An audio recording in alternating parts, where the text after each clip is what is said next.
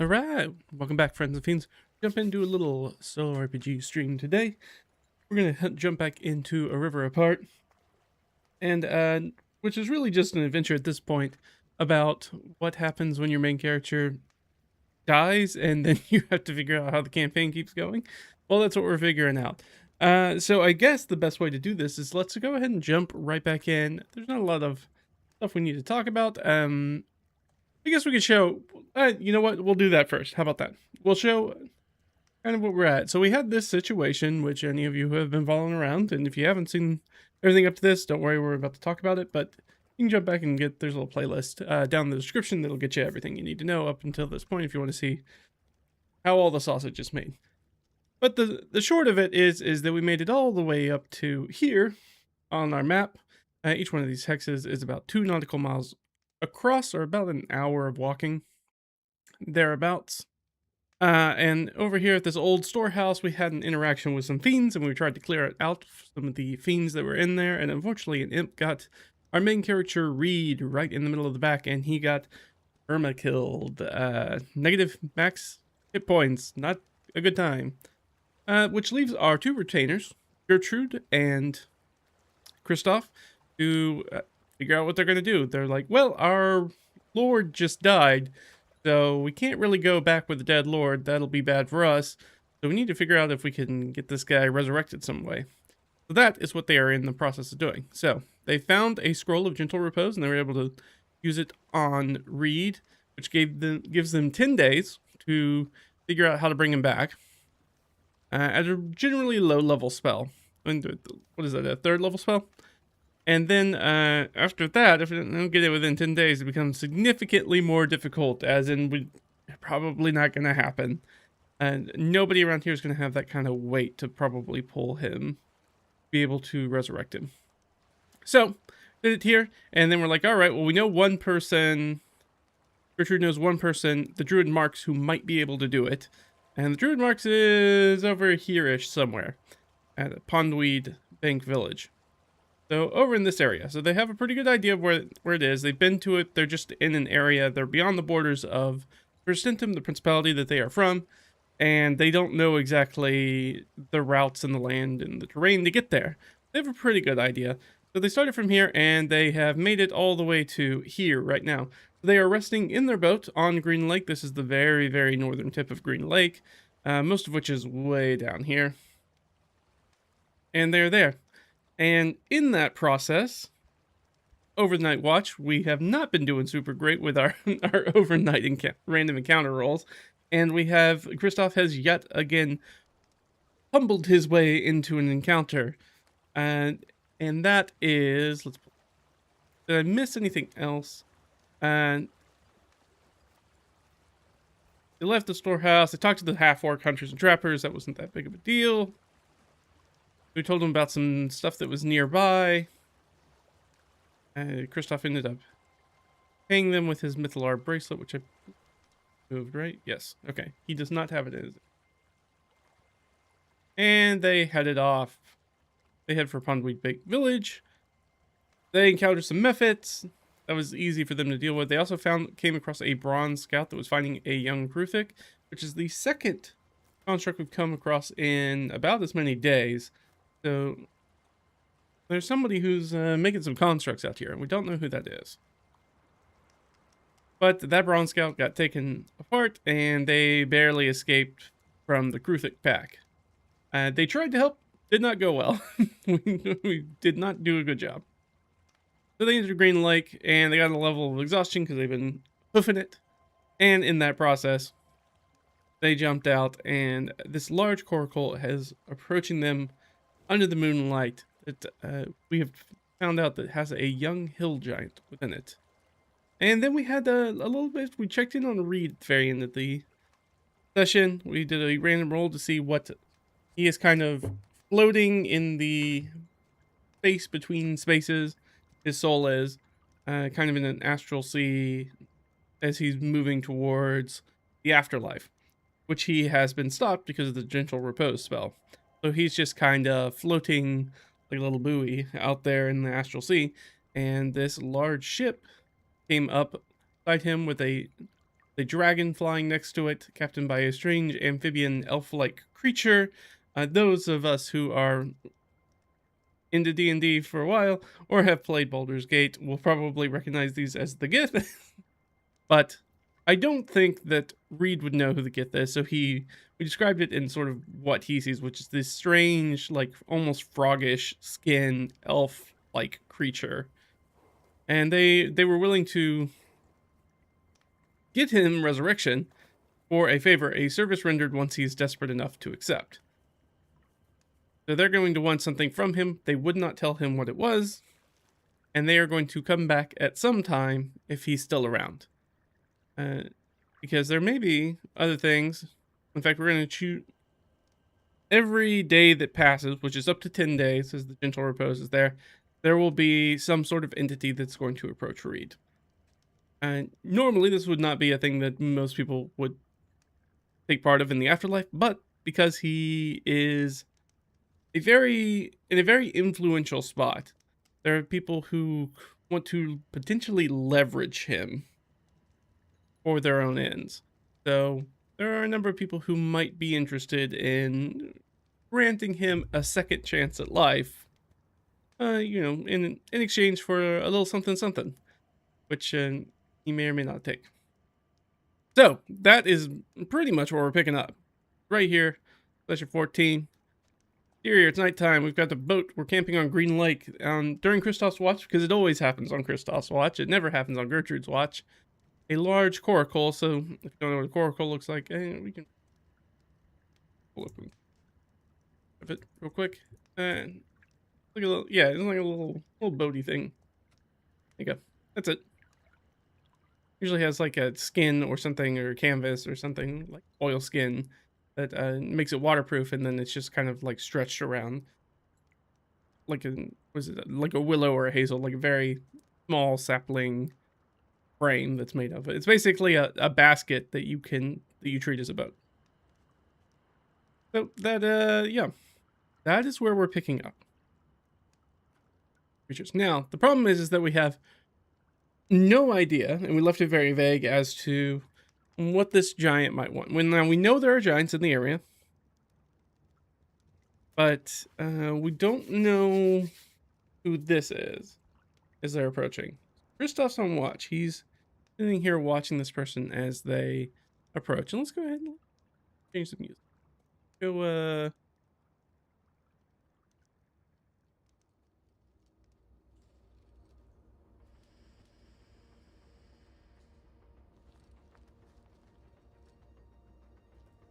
things start to get more tense. So they both have dark vision. They're able to see each other here in darkness. We'll go up the sky. So I went ahead and did the encounter builder for it, but we don't need to really do that. Both of them have dark vision, so they can see each other equally as well or poorly in this light. The first thing we're going to do is we're going to give our boy Cristoff here an opportunity to do something. So I think the first thing he's going to do is he's going to try to nudge, like, pretty stealthily nudge Gertrude awake, because she's asleep. Wake her up for this approaching entity. And I think then he's going to make an inside check, because he's trying to get a read on unintended, a read on what this half giant or the hill giant, young hill giant, might want. Like, what is the kind of aura they're giving off? Is this going to be like a raider, or is this somebody who's coming in to attack? Is this somebody coming in to parlay, maybe trade or do something like that? Like, don't know. We just see that there's this silhouette just approaching them on its own little boat, and it's doing it very quietly. Maybe not necessarily stealthily, but just like a single paddle in the water moving. There's also quite a bit of like drizzle, like freezing drizzle that's coming down. Looking at each other. So here's the thing. I need to make a decision for Cristoff. Is it more important that he wakes Gertrude stealthily, or that he makes the insight check? I think the insight check's more important, so I'm going to give him advantage on the insight check. but disadvantage on stealthily trying to wake Gertrude up. So we'll roll, so it's likely that they will see it. So I've already set the DC here, though they've got their own perception, I suppose, which is just straight up 10. All right, so first roll of the game. Let's go ahead and go. You guys can see what I'm looking at. All right, so we got Cristoff down here. He's going to make that stealth check first. He already has disadvantage on it because he's wearing his armor anyways, but it doesn't really matter. That actually is not a detriment to him then. So it just needs to be the 10, though. And he's going to roll hot out the gate. So very stealthily nudges Gertrude awake. Dude, eyes pop him. Then follows his eyes over like the gunwale of the boat. And sees this large form. And starts finding her staff and putting herself together in case. Kind of pretending to be asleep, but not really. Just, you know, keeping a low profile, let's put it that way. But not like shooting up immediately and like making it a more tense scene. So that is successful. Now, we're gonna get advantage on this insight check. And of course, on the insight check, we'll roll like dog poop, which is great for us. All right, he gets a +1 to this. And well, a 7 I don't think is gonna do it. Oh boy. All right, so we went from natural 20 to natural 1, so the Google dice are coming in hot today. They're coming in with a lot of chaos. That's fine. It's fine. Probably won't all die. Probably. All right. So he doesn't really get a good read, so that's... When we think about Cristoff, Cristoff is a half-elf warrior. He's a veteran. He is a person who's like, okay, might go sideways real quick. They're in boats, though, so I think he will put his hands on his bow, most likely. And probably kind of like get up on one knee towards the gunwale as this creature approaches. And be like, hold it there. Speaking out in common. Hold it there.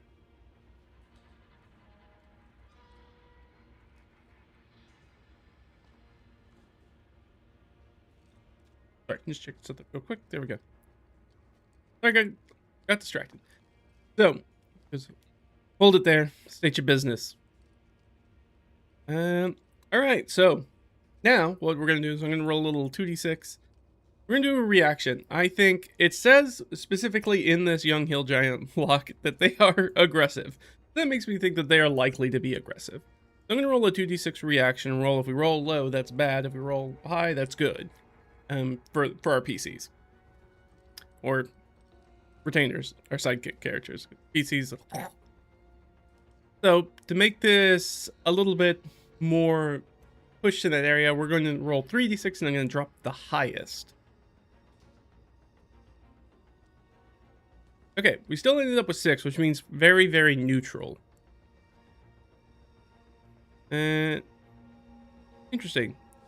Speak common and orc. What an interesting. Not giant. They don't speak giant. Okay. But they speak common, so they understand the common language in this area. Peace. And what is this guy coming in for? We don't really know. I think this is a good opportunity. So we know that there are a number of people here on. We're looking at Green Lake, which we're not seeing all of down here. There are a number of... We could open the other Green Lake. Perhaps we should. We have another map. I had a second map here. Just for a little clarification for us. And here, tell you what, I'm gonna throw you back to me. I'm gonna have to find that file real quick. I didn't think we'd need to open this, but here we are.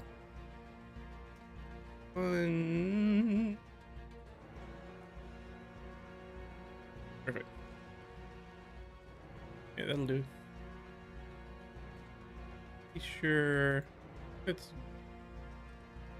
that's York's Island. Almost sure. I am assured. All right. Here, let me show you what we're looking at. Make that any thinner? No, I cannot.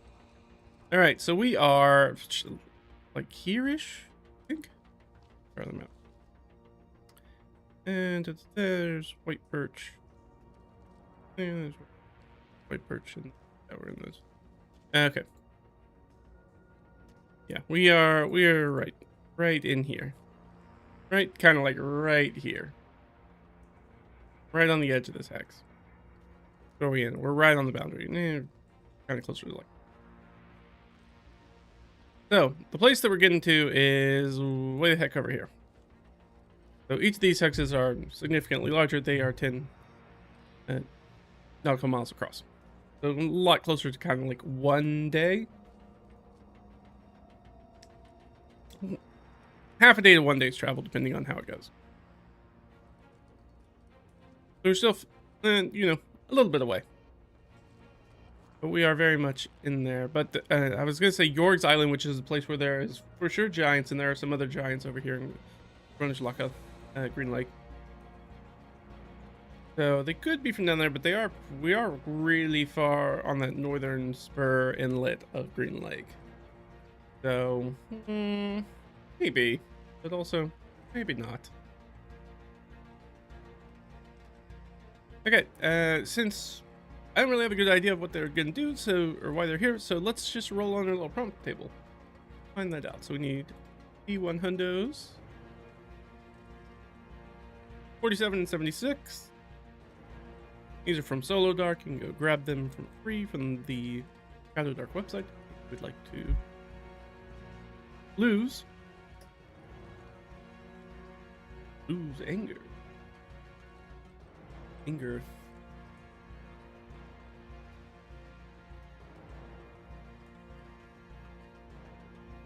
Ooh.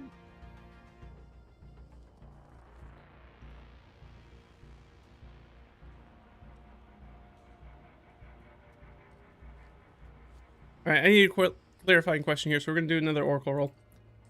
I think lose anger could be one of two very clear things. The first thing that I'm thinking of is this has something to do with the bounty that's on Reed, and maybe getting it removed.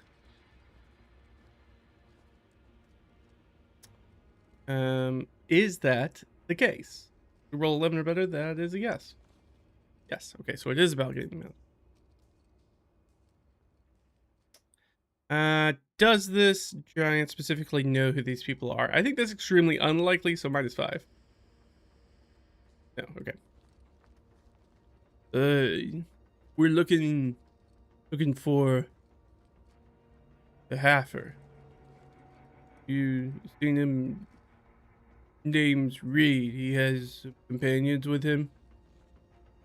There's a bounty on his head.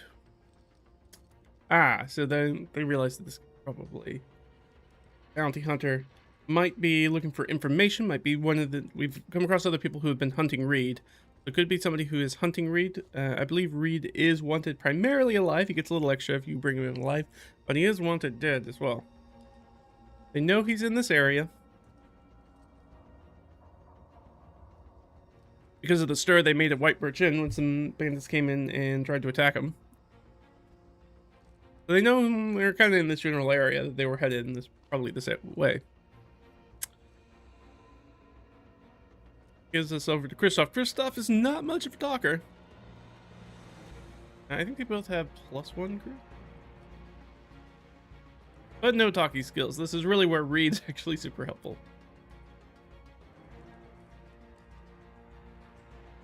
So the thing is, like, does he lie to this giant? Did he misdirect him?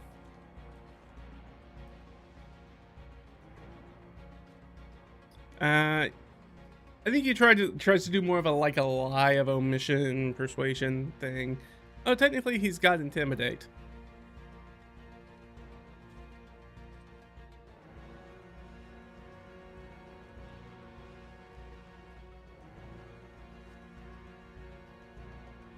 So yeah, maybe he'll just try to intimidate him away. I don't care who you're looking for. You need to get away from us. mean you no harm if you come any closer. And he like pulls out his bow. We'll have to tussle, and we don't want that, and I don't think you want that. Don't you move on? We're just trying to camp. So yeah, let's give him an intimidate check. They got 2 on 1, but one of them's like a giant, so I don't think as concerned by the numbers. So I think this is just going to be like a straight intimidate roll. We set a scene DC. I set a scene DC right before we started, which was 13. So because I don't think that they're going to have anything real specific. Yeah, they got like flat charisma across the board. And wisdom. So yeah, I think we'll just go with the 13. That's still a pretty decent DC. He gets a +3 to it, so he just needs to roll a 10 or better. Does. All right, no harm. No harm. You haven't seen him. Fine. Oh look, elsewhere. You do have a good night. Yeah, this kind of sleepy look as he sort of like starts to like backpedal his coracle a little bit and turns around and is looking towards the nearest land, which is probably to the west of them. That sort of like marshy area.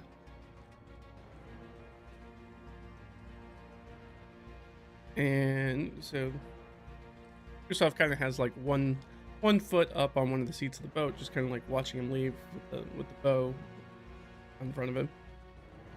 Gertrudt kind of sits up and has our blanket wrapped around her.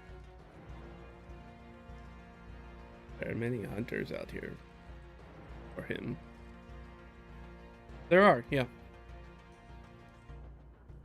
Luckily, some of them are pretty dumb, so we don't have that big a worry, but the more we hang out here, the more we're gonna have these issues. The faster we can get to your druid friend, the better we're gonna be. All right, here. You head back to sleep, and I'll finish up the watch. I believe Gertrudt was already did our watch. I don't know if I dictated that last time. If not, we're just going to assume that was it. Or did I give her the first one? I might have given her... I don't know. I guess it doesn't really matter. We have one encounter. I think that's probably good. So I can't remember if Gertrudt already got on her encounter or not. But that's fine. I had another idea that what the hill giant could have been, but that's okay. This is what we went with. This is kind of what the dice told us. We're good with that.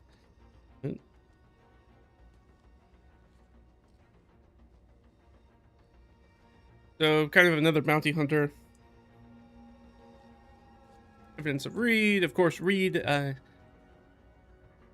is kind of with the luggage right now. Kind of bundled up. So yeah, not a lot for them to pick up. And then Cristoff dated them away. And rolled right, that's a dirty 20, like easily. I don't think there's any basic anything that they would have picked up on that. All right, well, that's going to bring us to another day. So I'm going to take this guy right here, and we're going to drop in a new day. Which I believe make it 51? Double check my calendar.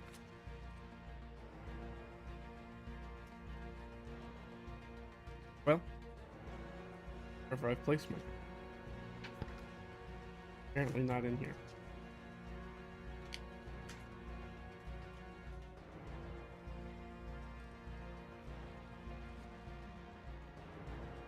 I placed it somewhere. If not, I'll just pull up. But there it is. Let's leave it right now. In case we need it. Alright, so we were in Spring Mother 45. So yeah, we went to Spring Mother 51. Which makes sense. Like Spring Mother 45 is a full moon. So that makes sense that we had enough light to talk about. So this is going to be Spring Mother 51. They're 5-day weeks. Not important. And this is going to be day 2 of our gentle repose. And we've got our stamina meter that's going to reset. Our exhaustion levels go back down to 0, thankfully. Right, technically he was not, he would have had disadvantage on that because that's a check. I forgot. I'm trying to remember that and I forgot about it. Do we roll again? We're kind of already past it, but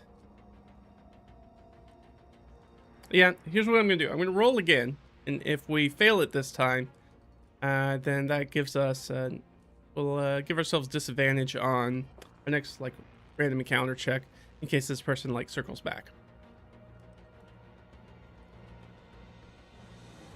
We hit it exactly, the DC 13 exactly, so we do fine. Alright, so our stamina meter's at 0. Morning comes. Everybody spins eats a quick breakfast. We get everybody situated, and we start a marching. So, if you are...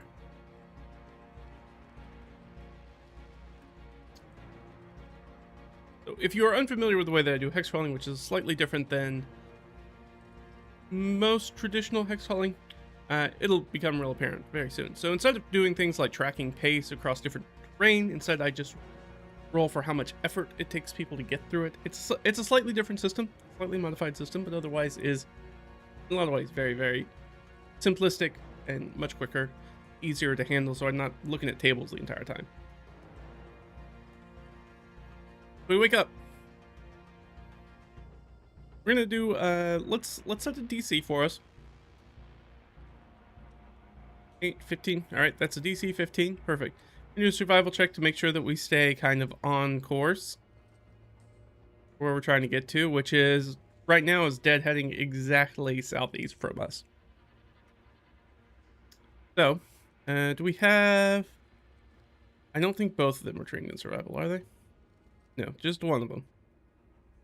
So, Gertrudt can't help with this because she's not trained in it, so I'm not going to let her help with it, but she can still use guidance. So Cristoff's going to roll for it. He gets a +3 to the roll, and he'll get that extra D4. Alright, so he gets a +7 to this roll. We're only trying to hit a 15, so we need an 8. Oh, yeah. 18 plus 7 is, what, 25? Easily done. He's like, I mean... assuming that your information is correct about where we're going, I think if we just stay the course heading directly southeast, we should hit the edge of Green Lake and be able to go directly there. I don't think there's going to be any issues. I believe you are correct. The two of them head out. And again, just for clarification, I'm watching Cristoff is our half-elf veteran warrior. He's sort of a middle-aged, or sort of like, kind of getting into his retiring age half-elf. And Gertrudt is a kind of a approaching middle age Saurian, which is, she's a lizard folk. And she is a druid, but like the religious druid, not like the D&D druid. She is an expert sidekick, so she is trained in a whole bunch of stuff. She's a very intelligent person. They're gonna set off. All right, let's. All right, so we need one. Staring right at it. Okay. Since we're not gonna have that combat, we don't need to worry about that. Go with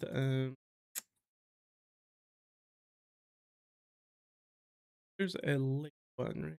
Lakeside camp. There's underground lake. Maybe let's try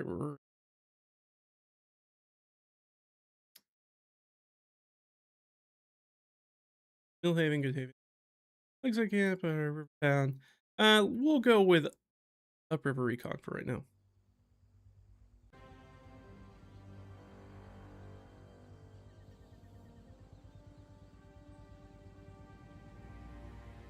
Maybe a little bit more ominous than I wanted, but that's fine. That's okay. You know what? Let's go with Leipzig. Actually, let's go.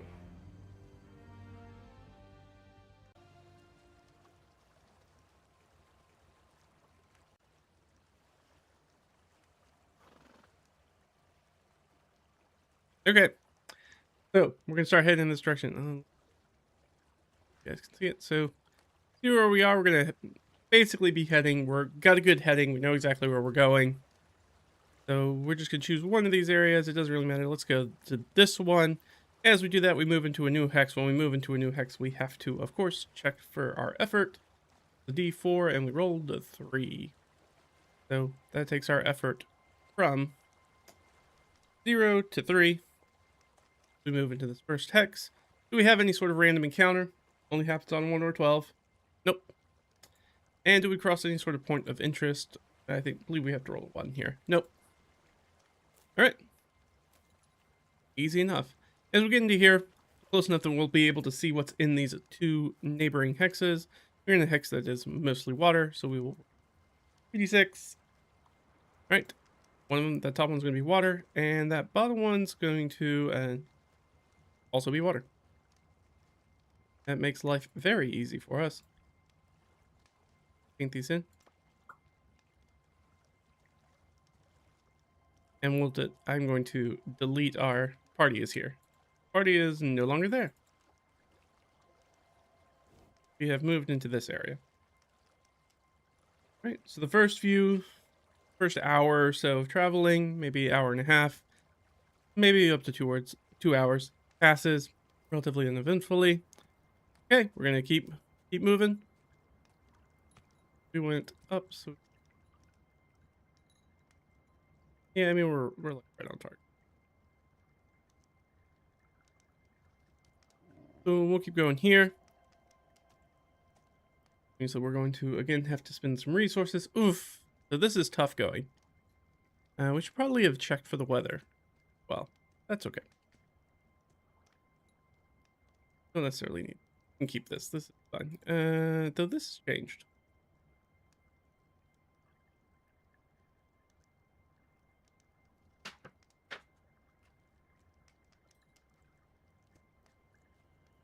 That's fine.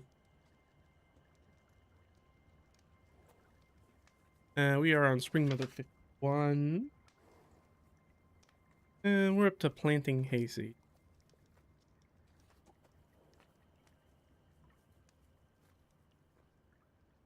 I have a list of like just kind of rural chores.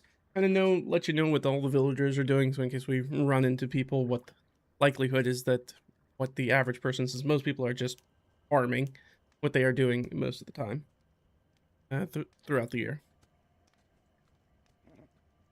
We're still very much in the planting season. Point. We're getting late in the planting season. All right. Well, this is taking a lot out of us, actually. Do we find any sort of random encounter while we're in there? No. Good. Anything here? No. All right. It might sound boring, but boring is good for us right now. I just wish we were moving faster.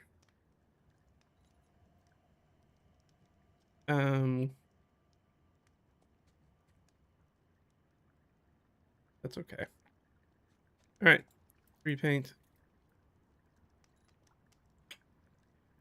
And one down here is probably also going to be water. But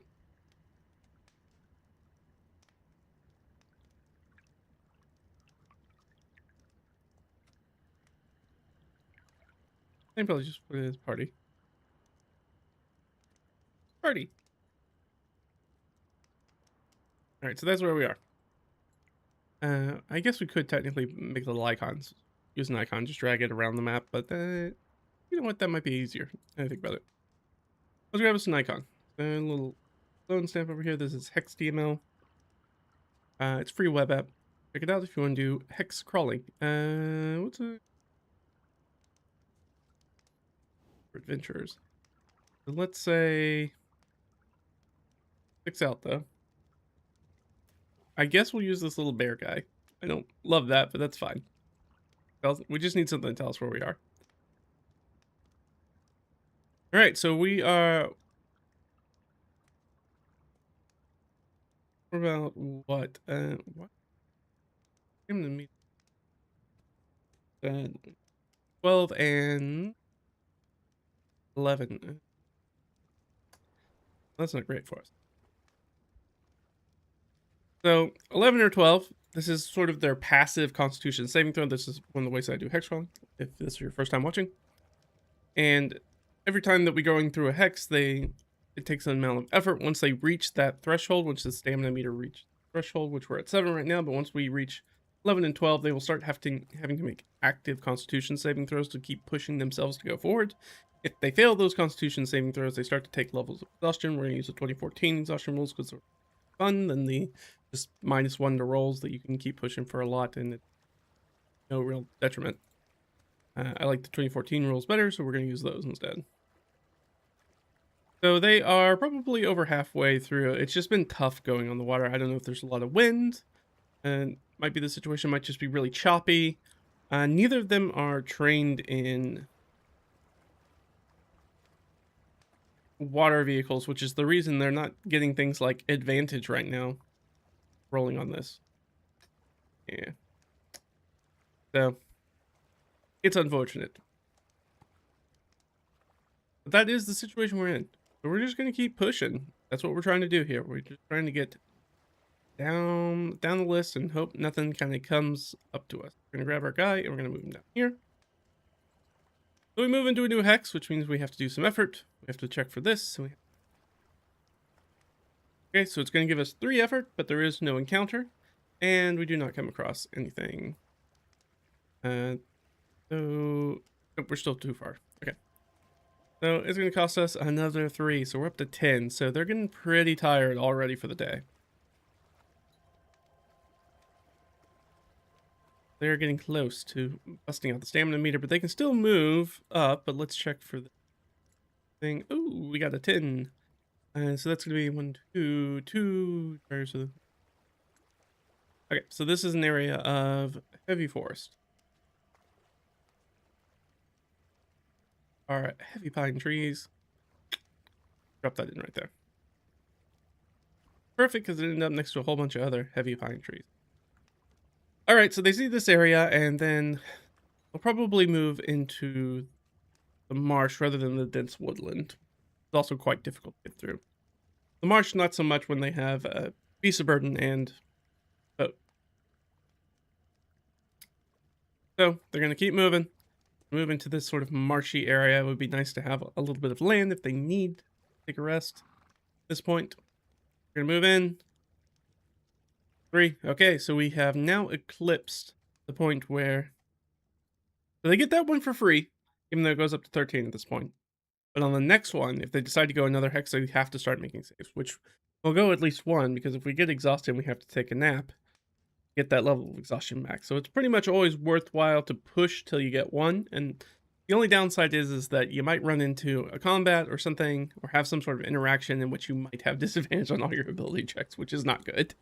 So there is still a little bit of risk of doing it, but per my experience of running this many times now, but it's usually worth it to push to at least you have exhaustion level 1.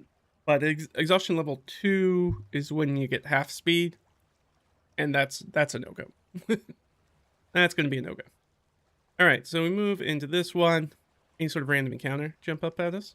No. And any one of these guys? No, so close. We almost found a point of interest, but not at all. So, once we get down here, that'll be a different story. But for right now,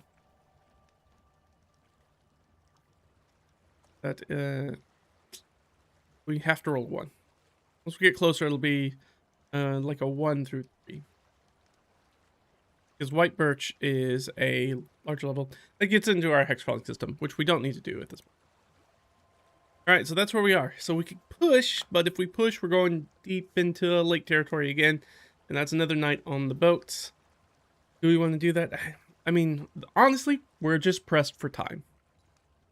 Remember that we only have 10 days to get here. So we're otherwise making good time. We rolled so many ones the last time. Got so much further, but we were also traveling mostly overland, which is helpful when you have beast of burden and you get advantage on moving that.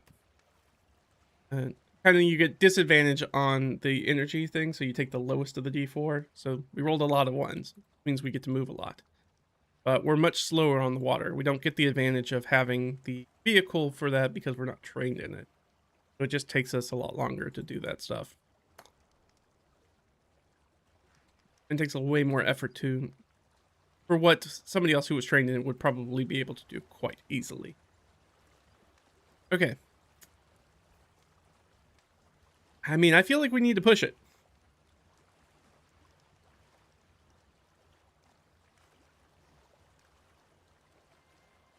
I think that's what makes sense to me.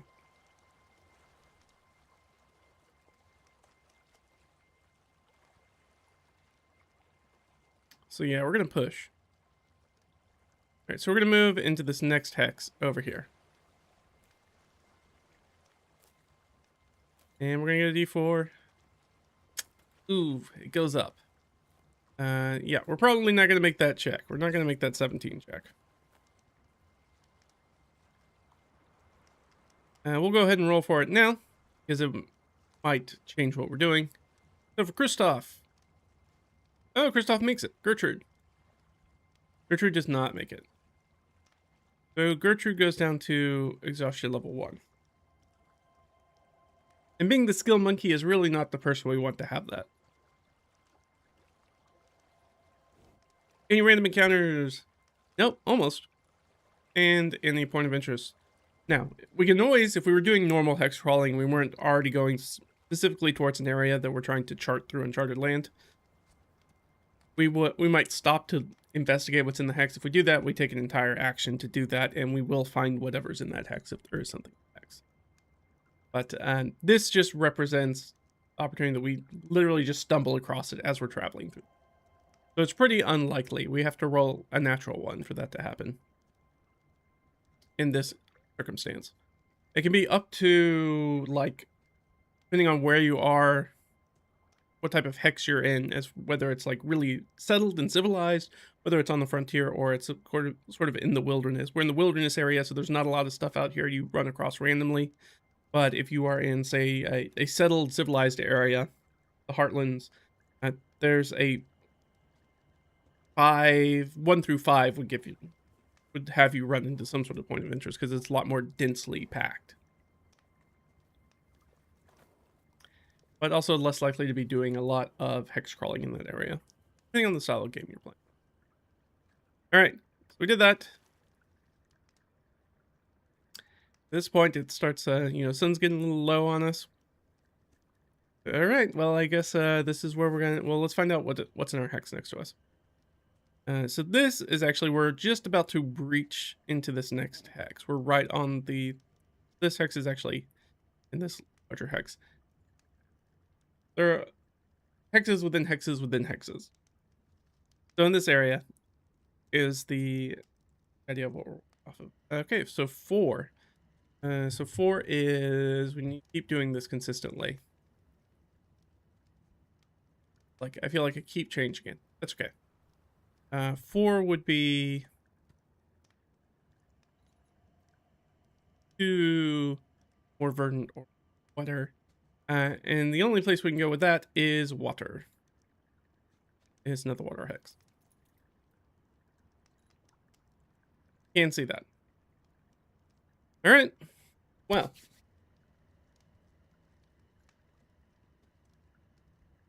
We're going to bed down for the night. All right. So who are we going to have? So it really just like uneventful day of travel.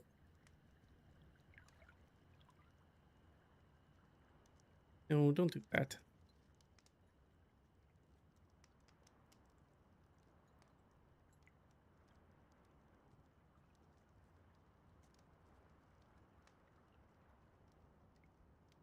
Move the strike through. There we go. So we'll let Gertrude. take her watch first. She has well, if we wait and let her take second watch, she wouldn't have exhaustion.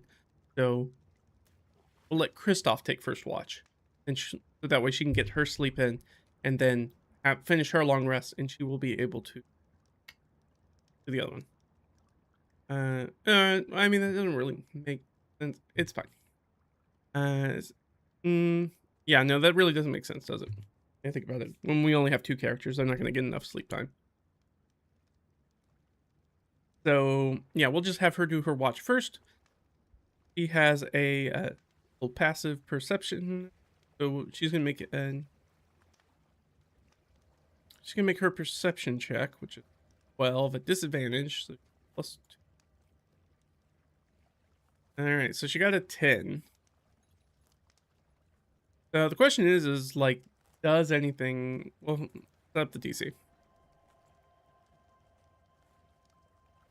All right, well, the DC is 14, so she failed that. So does something happen during that time? Let's check for a random encounter. No. All right. So it will be... Actually, we should just roll for the random encounter.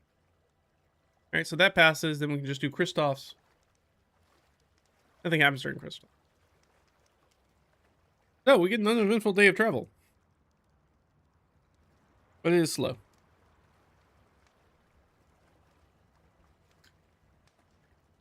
That means that our days will pass again. I'm going to drop this down here. It'll push us up to 52. It'll push us up to our 3rd day. Mental repose ritual. So it would probably be better if we got into some land, so if we keep heading east, we could probably do that. Give us a lot better opportunity to make it through the marsh, which would give us advantage on it because we have stuff that carries our gear. That would probably be better for us as far as our allotment for energy. We might do that. But before we do that, we need to check in on our boy Reed. So he is floating out in the astral sea. Let's find some. We have some space thing. This is gonna give me sci-fi stuff. Sure is.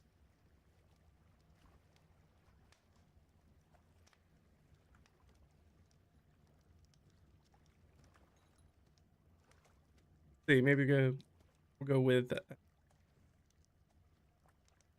endless void.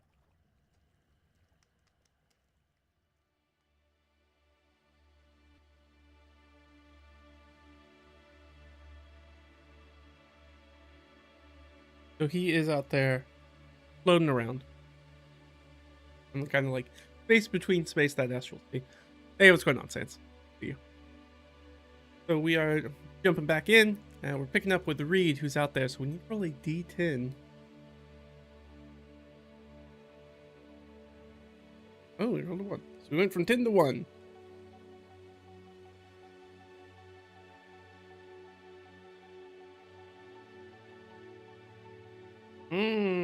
Interesting. Reed's out there, just kind of floating around. Not sure. Time functions kind of like in the Feywild. It's very weird in the astral. See, like there's no reference for how much time is passing. So for Reed, he's like, I don't know. Like at this point, it could feel like maybe hours have passed. It might feel like weeks have passed for him. He's just kind of floating out there as this strange, almost like indigo energy floats towards him. It's kind of got a shape. It's almost like an apparition, like a ghostly kind of look as it swims up to him, and it does appear to be humanoid, but it's kind of like a vague outline of like wispy energy coalescing to kind of form the outline or vibe of what that person might be. floats up to Reed. And speaks in a language I don't think Reed knows. Be a good opportunity. I'm gonna go get Reed. Quick. Yeah, Reed. I think we him today, but I do need to know what languages. He for sure does not speak this language. Okay, he only speaks Common and Afro. And neither of which this creature necessarily speaks. But that's a good point. Like, does he, or is this telepathy? It's not telepathy. Okay, so it is strangely oral based. Like you can hear it. This is not a full on telepathy, like images kind of situation. It speaks in language that Reed doesn't understand. I want to give him a history check. See if he knows this language. I'm going to give him an advantage because I think based off of who he is and his background, I think it's likely he does know this. And with a natural 20, he does know it. He does recognize it as like a, to put in human terms, a very Slavic style of language. And he doesn't speak it, but he recognizes that it is from the people to the south of the First Dentum. So he knows it, and I think he probably knows like a few phrases. He probably knows how to say like I don't understand, in a very sort of like broken way. Like I don't speak this tongue. And then kind of goes, do you speak by language?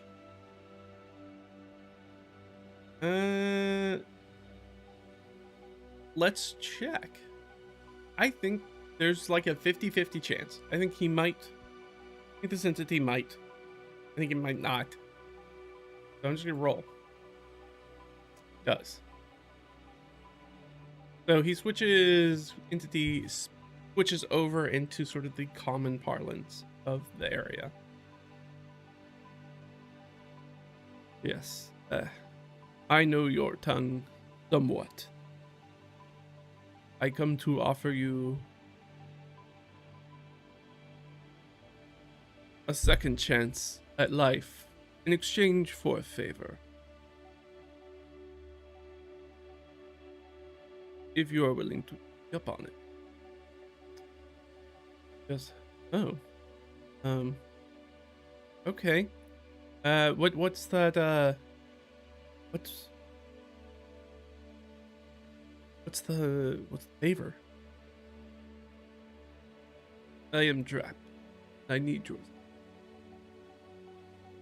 I am in desperate need of help, and given your position, I was finally able to.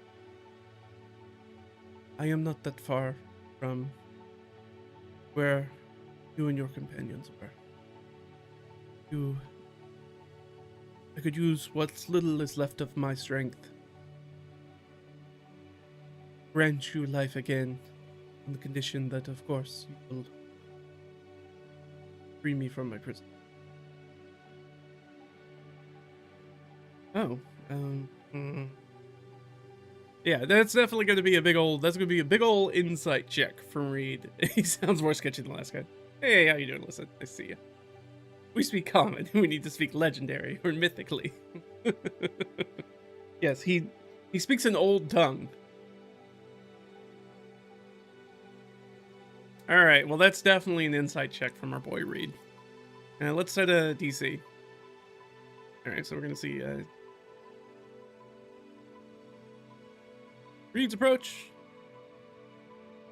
by a new entity. It was uneventful for them, but pretty big for them. So,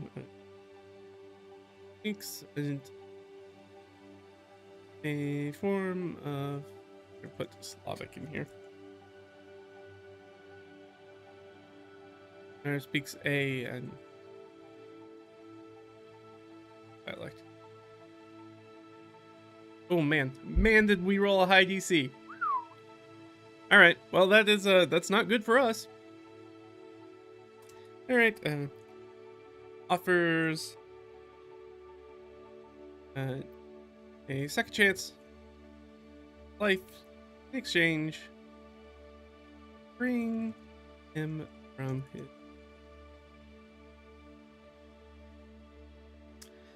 All right. So that's a 20 DC flat. Oh yeah, it's going well. How are you doing, Alyssa? Hopefully you're doing all right. Then why not buy a new one?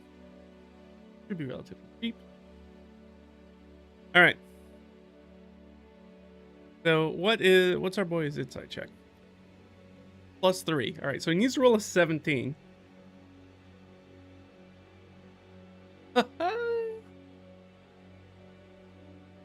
Natural 20.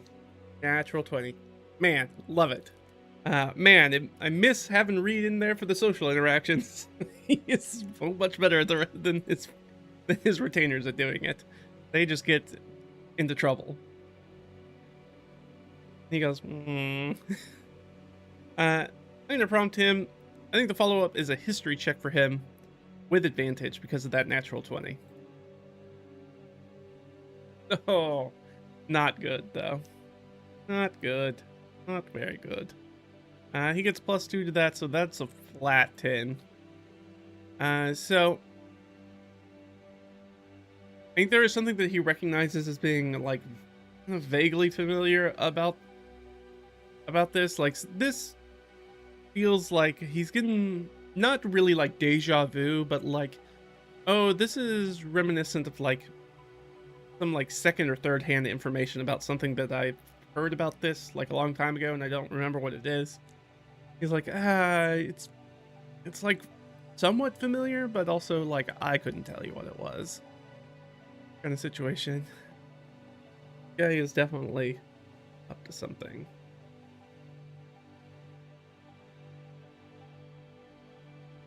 You sound like a very, very powerful individual. And certainly I am interested in a second chance of life.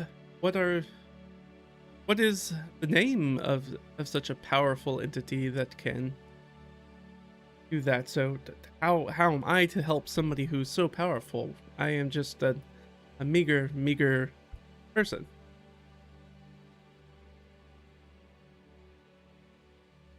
That's a good question. We'll see if our buddy's gonna actually respond to that. Our new friend out here in the Astral Sea. Just chilling. Nice. What am I up to? We're doing a little solo RPG. That's what we're doing. We're playing D&D a little bit by ourselves. We got a dead character and some living helpers who are trying to get that dead character back. Now, while this dead character is floating around in the space between spaces, kind of stuck in the land between the living and the afterlife due to a spell that's kind of holding them there in a holding pattern, he's being approached by some entities that are willing to provide him life again in exchange for very specific services rendered.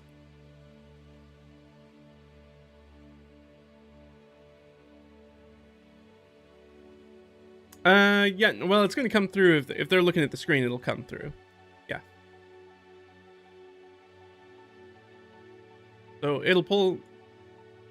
Restream will pull that information together for chat into the on-screen chat, but in the platform chat, you're not going to see it. All right. Is this guy actually going to say who he is? I think that's 50-50 shot. I'm not sure that he's... I guess it really depends on how desperate he is. This is probably his best opportunity for actually getting somebody to help him. So I think he kind of has to do a little leeway. So, like, does he tell Reed exactly who he is? So I think that's a +3. I think it's likely. Yes. He tells him explicitly who he is. So that's going to be a little bit of a yes and. Yes. I am Lord Berislav. I am a powerful individual, as you have said. I have the opportunity to make you much more powerful than you were before. I can use this with my remaining power on the condition, of course, that you can release me from something I cannot own. Something in which I have traveled, with my astral projection, tried to find people who would be able to do it. And you are close. You are in a space in which we can freely communicate much easier. I would like you to come in, to my fold, give you such power so that way you may bring me back. Free me from my prison. Alright, well he dropped the name. So we're gonna give our boy Reed one more chance. Now remember, he still has to hit that 20, so he still gets one more chance at this history check though. Nope, not gonna be good enough. He's like Barislav, I don't know that name. Gertrude probably knows that name. And this would be encountered something that they had encountered beforehand. But Reed's not putting those pieces together. He doesn't see that those jigsaw puzzle pieces go together.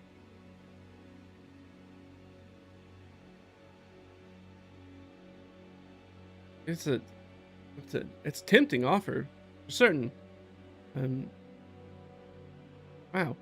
It sounds like you've been kind of stuck out, I guess, in the wilderness for a long time, trapped away and something. There are all sorts of strange things out here. Well, certainly I'd like to help, and I don't know if I'm worthy of such power. I don't know if I can. Yeah, I think this is going to be a Reed kind of like, what is Reed's in here? I think Reed's like, he either needs to know more information because he doesn't know who this person is, fortunately. We've given him multiple checks he hasn't been able to put 2 and 2 together. So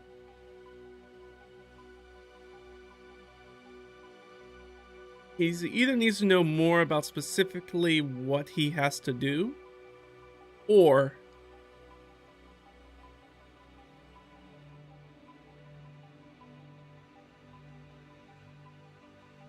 kind of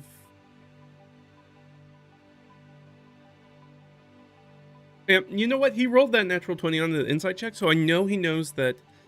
I think it's suffice to say he knows that there's something oogie about this proposition. Beyond just the prison aspect, that he thinks that there's something weird about the way that this guy is constructing his sentences about bringing him back. He hasn't used the term resurrect him or revive him or something of that nature. So he's like, I'm picking up that this guy's, that there's some reading in between the lines that I'm not picking up, but I understand that I'm not picking it up. So he knows that he's missing something, but he wants to figure out what that is. So I think the greatest way for him is he's going to try to entice them a little bit as to power. Maybe, is that a deception check? I think maybe it's a deception check, which he's not great at, but he's still going to make it. Deception check to try to, because I think that makes more sense than a persuasion check, to try to like coax more information about like what is the power I get from this. He wants to get more specifics about what he gains because it seems something's off about that. You make a check now again. He's got to make a 20. She does. Wow. Reed, he's got those hot rolls when he's dead. When he was alive, you know, his rolls were okay, but now that he's dead, man, he rolls. If only he could roll a dice for a death saving throw instead of just getting killed outright. That's how it goes. All right, so he rolls a natural 20. That's super great. Okay. I'm enthralled by this idea of power. It's something that I feel I don't have a lot in my life, or what was my life. If only I could, if I only had power, I could change some of the things. I could pay some people back. I could raise some people up. I could do good. I could do put myself in a position in which I could do the things that I need to do, be successful, and to take care of the people that I need to take care of. What kind of powers do you offer me for this? Maybe that I need to know if it's worth what I can do. Because what you seem to be asking me seems to be a great task for my capabilities. So what powers can you provide me that's going to that will allow me to free you and also take charge of my own life, charge of my own destiny. So that's what he's gonna drop back into. So I think he knows so we know that he understands there's something weird going on here. Friction and power. We'll say return to life. Because it's specifically not using the word resurrection. Yeah.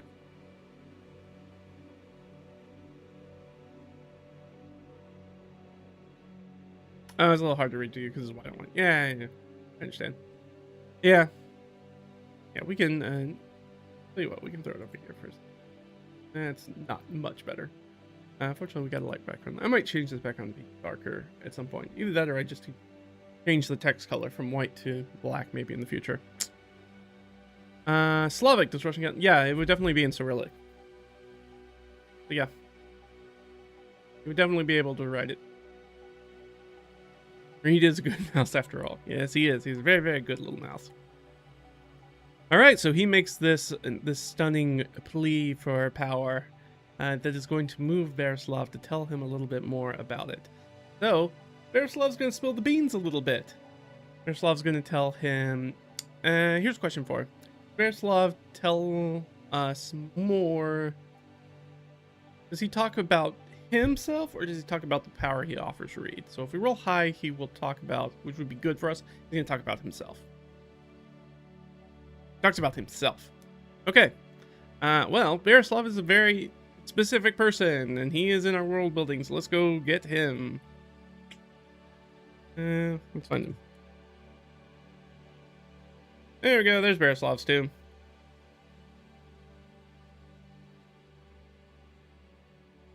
So he's going to spill some of these beans. Alright, so he is... We can look up his stat block now.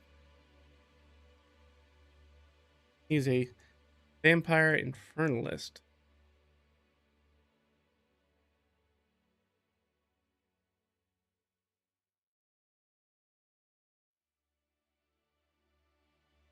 Alright, he gets legendary resistance. He gets misty escape. He gets the vampire weaknesses. Multi-attack, Hellfire Claw, Bite, and plenty of spell casting, shape-shifting, legendary actions. He's a nasty dude.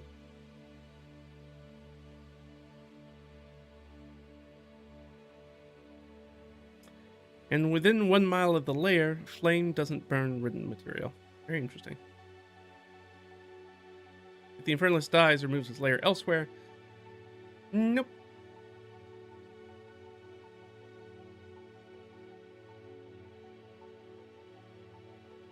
So we haven't been within 1 mile of that, and he is somewhat nearby.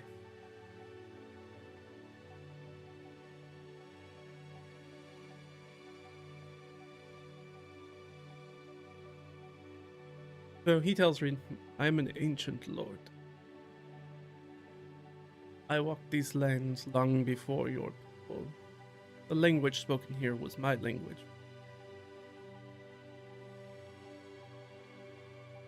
I ruled this area. There were people who did not like that. They did not like the way that I did things, such is their way. And in doing so, they found a way to trap me. A prison I cannot escape from. A prison that would be simple for a person like you to. But for me is very, very difficult. So what I would like to grant you the power to come back. Grant you a power that will make death less of a obstacle for you in the future, the way that it is. And with that, you free me, and we can go from there. You will have done me a great service, in addition to gaining your second life. Perhaps we will find a place with you within my own court. Certainly there are many changes that will happen, but I can promise you that your station will be elevated. The people you care about will be taken care of, and that the people that you don't agree with will also be. So he's gonna try to put the pieces together now that he has more information. I think he spilled plenty enough, so we're gonna give him this would be, I can give him history or insight. Technically probably better at insight. We'll give him the insight check because I think that this is understanding what type of creature that is going to be pretty easy. Yeah. He's like, oh, God, this guy's a vampire. This guy's a vampire. Oh, well, he might not know he's a vampire. He's like, either this guy is a vampire or a lich or some sort of other powerful undead. Because he's not seeing his actual, like, form. He's only seeing, like, this wispy shadow of him. So he's like, I know that this is a powerful undead. Clearly is a spellcaster, a powerful spellcaster of some type.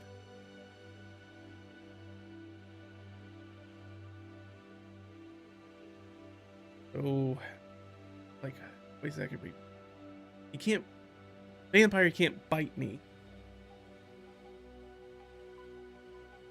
Maybe he brings me back as some sort of dead. Wouldn't be undead. And Reed has to grapple with the idea about, like, do I want to become undead?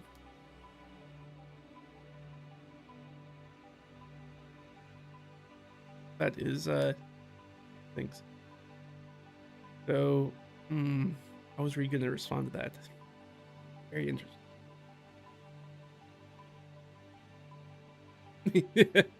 Yeah. Can he theoretically become a vampire? Or a dampier? Probably not a... I gotta remember how D&D works with dampiers. I don't think he can become a dampier. But I do think that he has the ability to...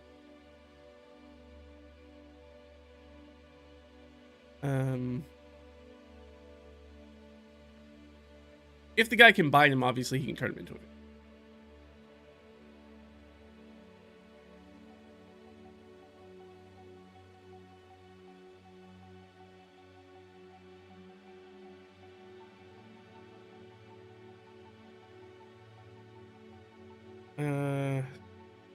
But he might be able to bring him back as something like a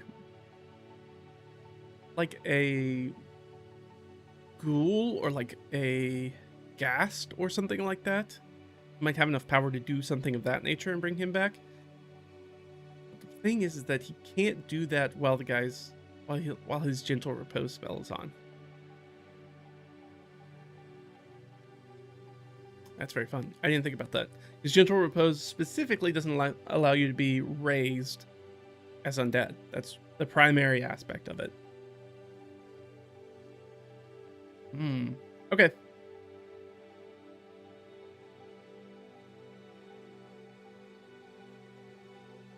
Yeah, so I think what's gonna happen is, as Reed's trying to think this over, I think Baroslav's gonna be, may I begin this process? Oh, I don't know. It's not. It's a big change. I've never really considered the idea of. I think I might have some ethical issues with devouring people. I understand. It is a hurdle. In the same way that the first time you killed, that will stay in your memory. But those you killed later, not as much. But that first imprint will be important. So we can see if we can find you somebody who is worthy of being killed. To ease your mortal suffering about it. I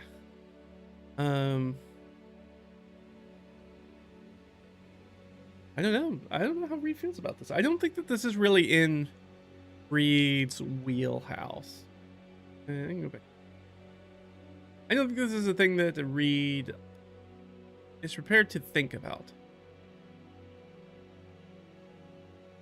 So I think it's extremely unlikely that he's going to be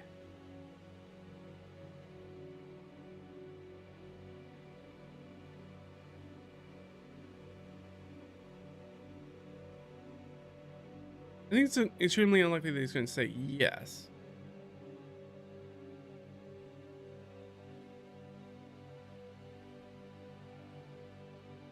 Even with -5, that is yes, though.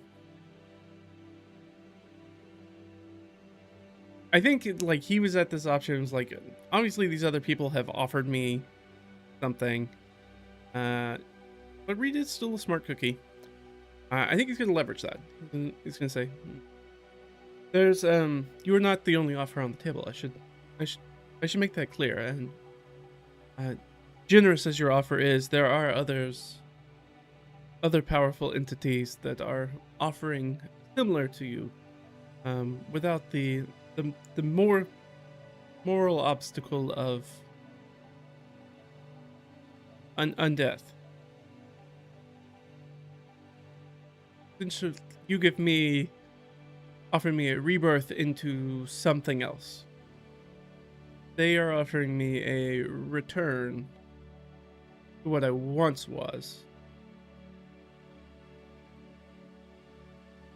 My choice is return to a life that as I stepped out of it. That's 1. Pass on to the afterlife. That's 2. And you have now presented a third option, which is step back into the world, but in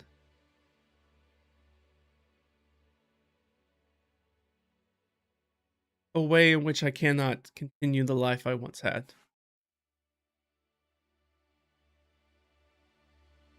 Well, and let's make a little check for here. I think this probably, I can't imagine this is such a.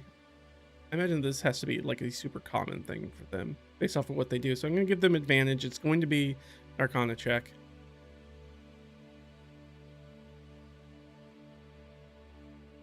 And they fail.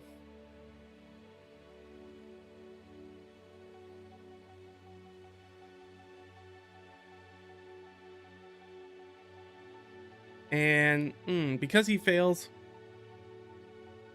you know what? I am going to give him a wisdom save.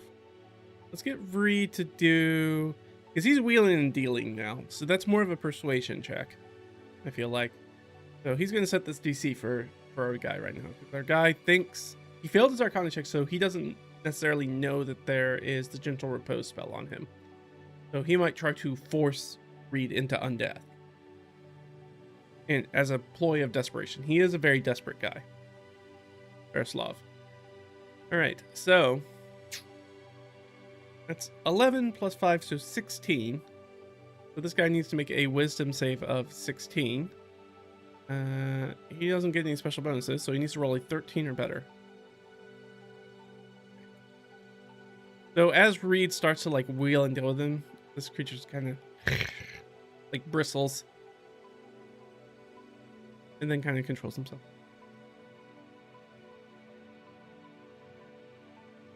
I will say this. the days that pass, your corpse becomes weaker. The weaker your corpse, the weaker you will be if I bring you back. So I will allow you to do this, and I will check in, perhaps later. Perhaps you are not quite desperate enough, but perhaps you will be soon. But if you wait too long, I can only bring you back as something mindless, and that does not serve me.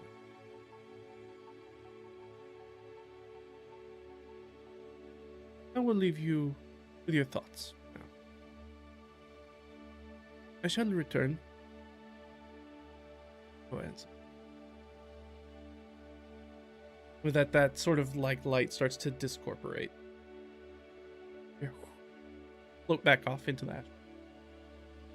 Reed goes, oh boy. Yay. I mean, like, I guess if I had no other option, but man, I really don't want to come back as like a freaking skeleton. Or like a ghoul that eats people. Or some sort of like demi-lich that needs to like suck the souls out of people. That's not a good time. I don't think I want that. I don't know what the afterlife is, but I mean, it can't be. Can it be worse than that? I know. Either way, I lose the life I had before, right? And definitely, if I take the undeath one, any sort of afterlife after that is not going to be happy. So, but Reed has plenty of time to think about these things. All right. Well, that was our encounter with Berislav. I am happy that one came up. Alright, so we learn this is Berislav. And he's eager for a willing, we'll say, thrall to help release him. Release him. So Reed doesn't know a ton about that, but we do because I, made the world. So when we made the world, we understood where Berislav was and why he was there. He is literally under Green Lake. So he is buried beneath running water. So that is why he cannot get out, being a vampire. Like, he literally just cannot exit this place. He has to find some other way to get out. He needs somebody else who can, like, figure out a way to get him out of there.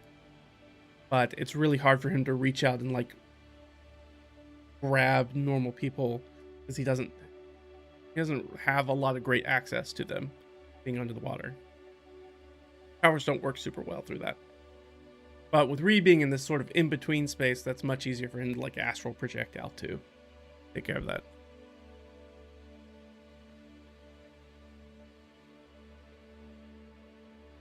Yeah, it's not really something he really cares. Like, he had that moment of bloodlust versus... You are correct, yeah. But generally, yeah, maybe being more beneficial or not to him overall, like, not to him specifically. If he thinks he can do better, more good doing that. Berislav will return. Will return. Reads. Answer. Time is ticking on his body's decay. Neither. Realize Reed's body is under gentle repose.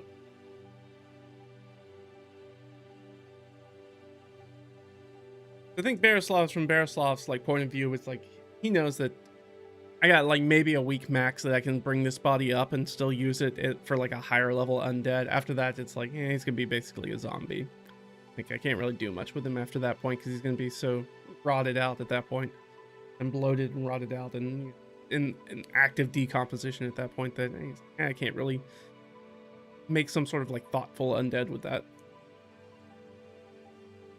Then of course, if you wait till all the flesh is gone, you get a skeleton, which is arguably a better undead than the zombie. But maybe zombies are easier to raise because you don't have to use magic to maybe knit their bones together.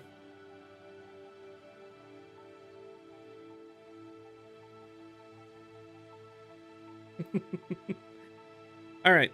So we're gonna hop back to our other friends who are picking up in day 3.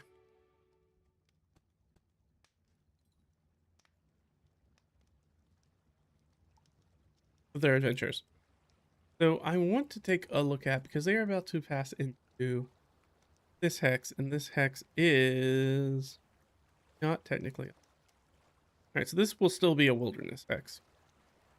This will be a frontier. Good for me to know.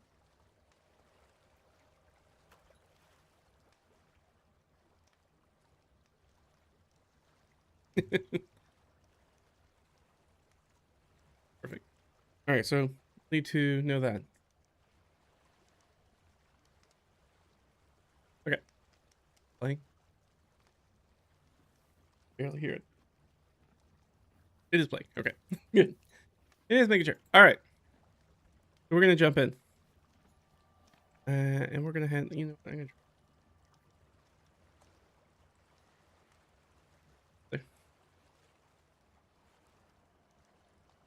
There we go. This.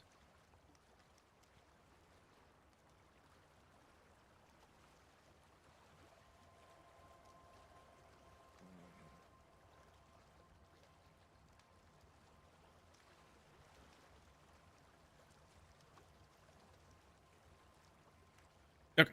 All right. There we go. Nope. Stop. Okay. Dope. All right. Yeah, and then our mouse will be dead for now. He's all right. He's got days. Something else will probably come visit him. Like I said, there are 10 potential people who want to talk to him. So some of them offer better deals than others. Some of them offer very specific deals, as we found out. All right. So they get up in the morning. Break camp. They're putting things together. And then they're just going to go straight. Just since fussing about with it, we're going to go straight into it. All right. So we need to go. We're going to get to here. So go. Boop, boop. All right. So we're going to take this one. We're going to move here. It'll take us a D4 as we get up in the morning. Moving 2 is better. All right. No random encounter. Nice. And, oh, sorry. Okay. So we got 2 for that. No random encounter. No point of interest. Do we have anything on these guys? All right. So we need 3. Once we get close enough, we'll be able to see kind of the biomes that are over there. Ooh, we went to 11. All right, so this over here, this would be, should we put that one there? Maybe we should put it over here. Yeah, that'd be a little weird. So we're gonna put this one down here. That'll make more sense. So 11 is a hill. Hills over here. They are alive with the sound of music.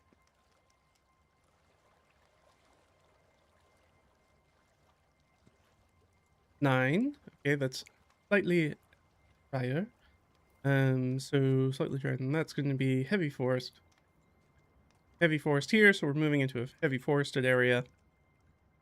Ooh, and we rolled double zeros, which is going to be a water hex.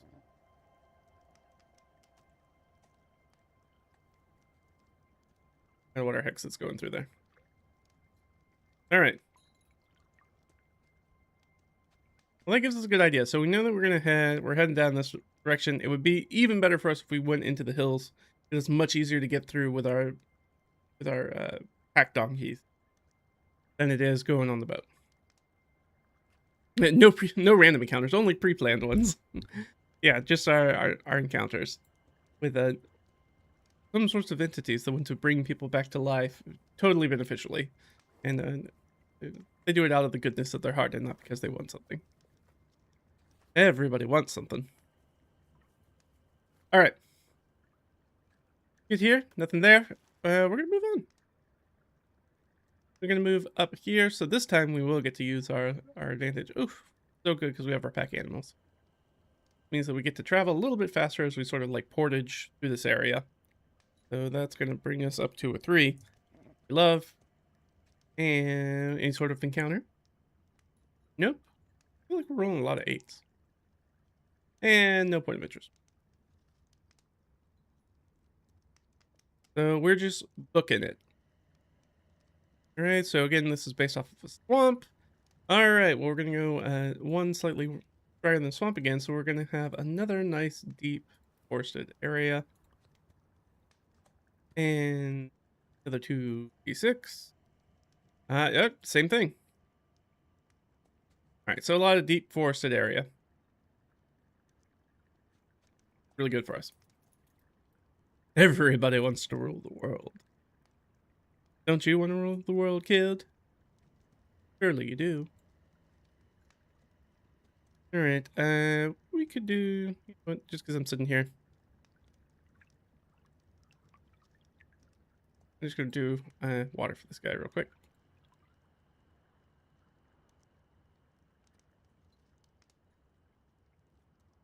Perfect. Now I know how that water goes. All right. Back to our regularly scheduled. Oh. Hi. There we go. I just added that in. Probably zoom in a little bit.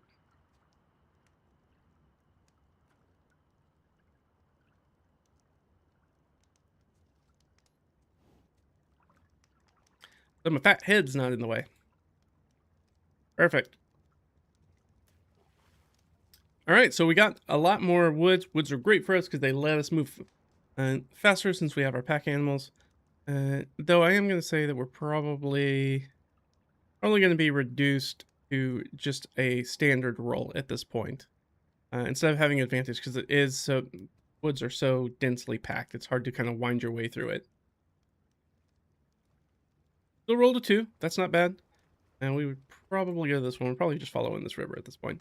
Or really, it's like a creek, probably. I've not ridden them for this. That's a foolish thing that I've done. Where I did for here. Okay, so it's brook. Yeah, we can go brook the whole way. I am just in my own space, thinking about my own things. Not brook the person. Waterway. Alright, so we are gonna move into this one. Boop. And as we do that, no random encounter. And no point of interest. Hey. It might be a little bit boring, but hey, it's nice to get moving. Add that 5, and we're just hoofing it. Let's find out what these hexes are over here. 2 drier. Alright, so that's just going to be basic pine forest. Boreal taiga forest over here. And we're going to go down here. Either of those is very good for us to travel through, so we'll probably go this guy.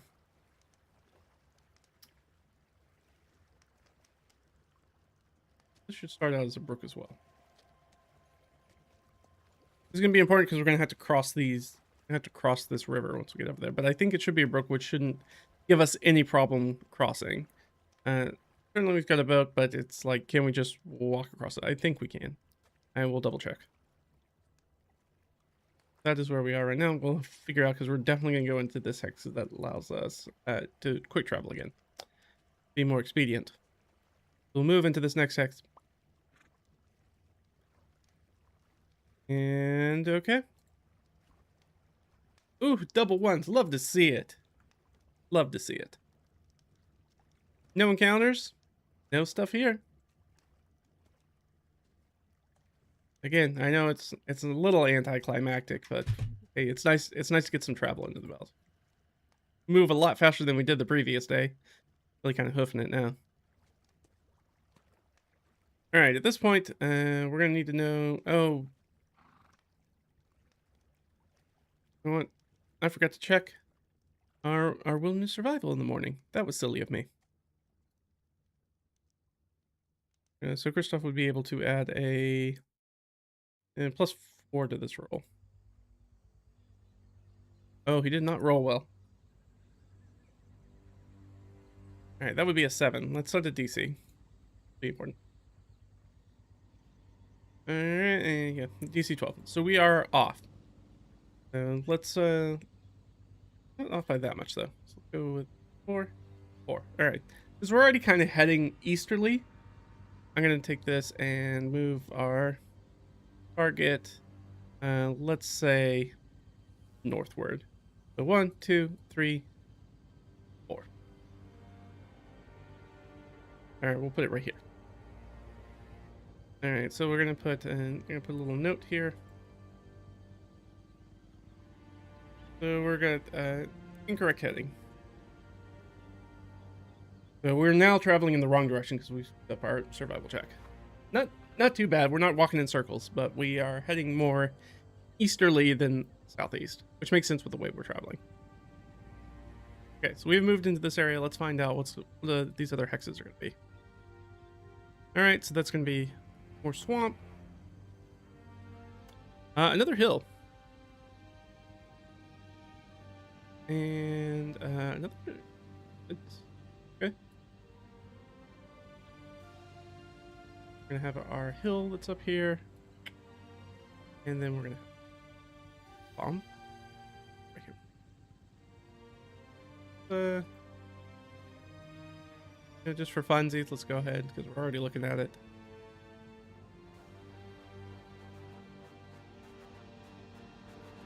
We headed in this direction. We can get it kind of going. We're gonna keep heading east. Our music has changed us. I'm gonna change that music.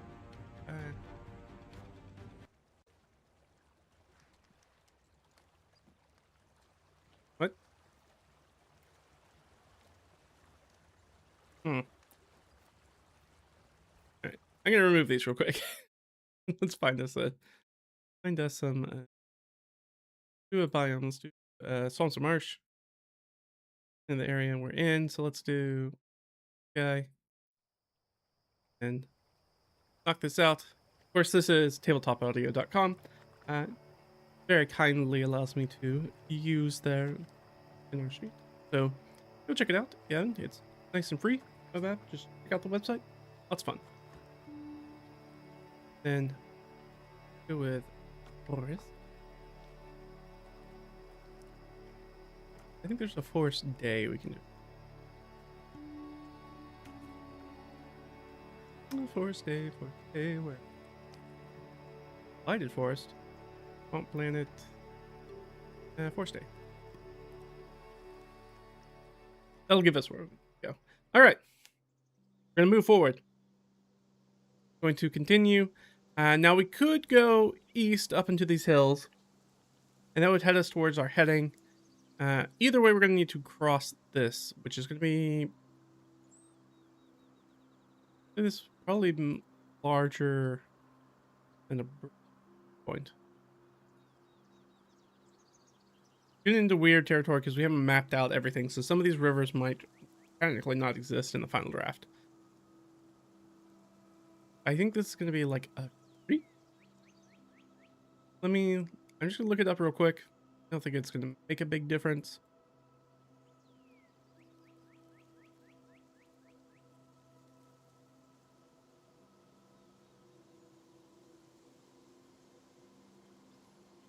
To look up my river sizes real quick.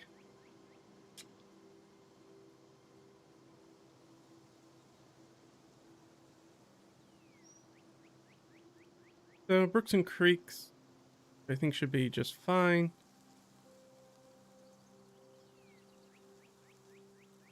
This might be, let's look at this. It might be, this might be a creek. We'll roll for it. How about that? On high, which would be good for us, let's say it's... Alright, it's creek. I'm going to put creek down here just for my own notes.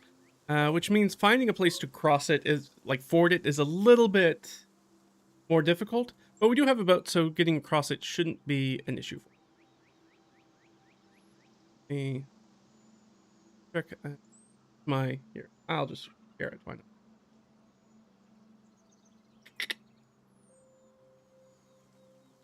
Our table for rivers. Okay. So they're a little bit difficult to get across for us, but we have the means to do that, but we will probably need to make some sort of check.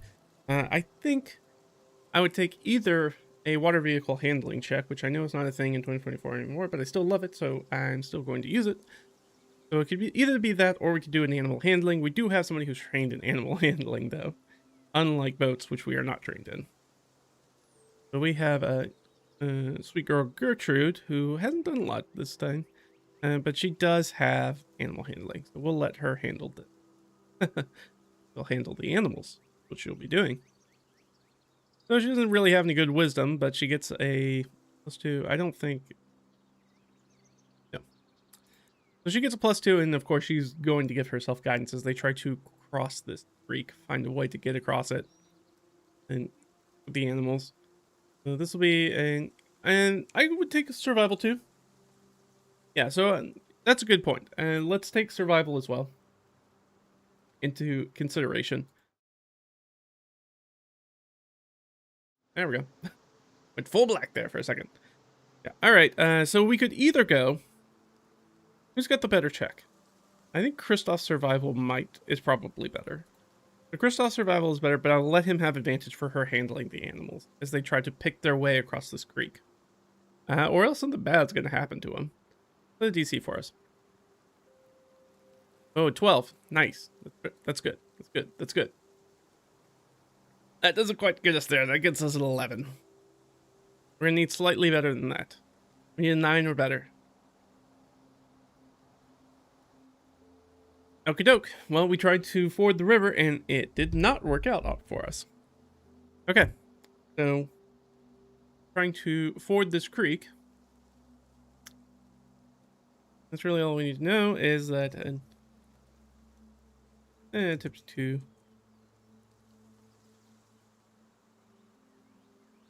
And the party fails to ford the creek.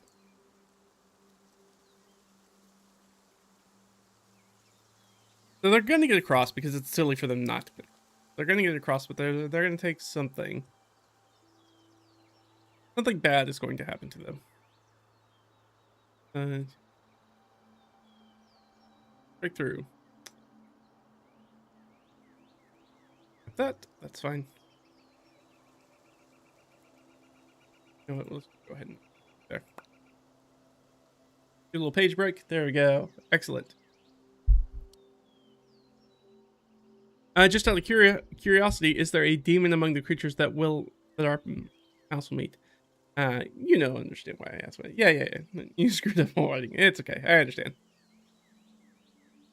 Let's see. I think there's one. Yeah, we got a fiendy boy on the list, on our D10 list. He's on there. We got some other surprises there. I tried to give us a lot of very different things that could be running in there. A lot of different weird, strange complications. But yeah, Cristoff's always a failure. I should have let just Gertrudt roll for it, even with the lesser result, because she would have probably passed. Cristoff is... Dice don't like Cristoff. All right, so they're gonna lose something.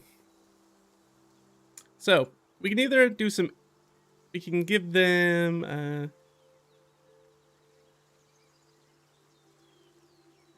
Okay, so they can lose... Let's come up with some things that they could lose. I'm actually going to do a number. The worst thing they could lose would be Reed's body. The second thing would be, I think maybe like animal damage, or actually probably losing the boat would be the worst. We'll say boat damage or lost. Animal damage or lost. They can lose supplies. person, lose a person, one of the two of them is going to get kind of swept away. These would all be the same, damage or lost. You know what? And then we'll put supplies, and then we'll put like personal gear. Damage or lost. Okay. So I think this is one of the, I give us a little D6 table about like what are things that we could lose because we screwed this up. So in doing so, one of these things is going to happen. Actually, you know what? Well, that would be quite harsh. If I keep rolling until I get a double.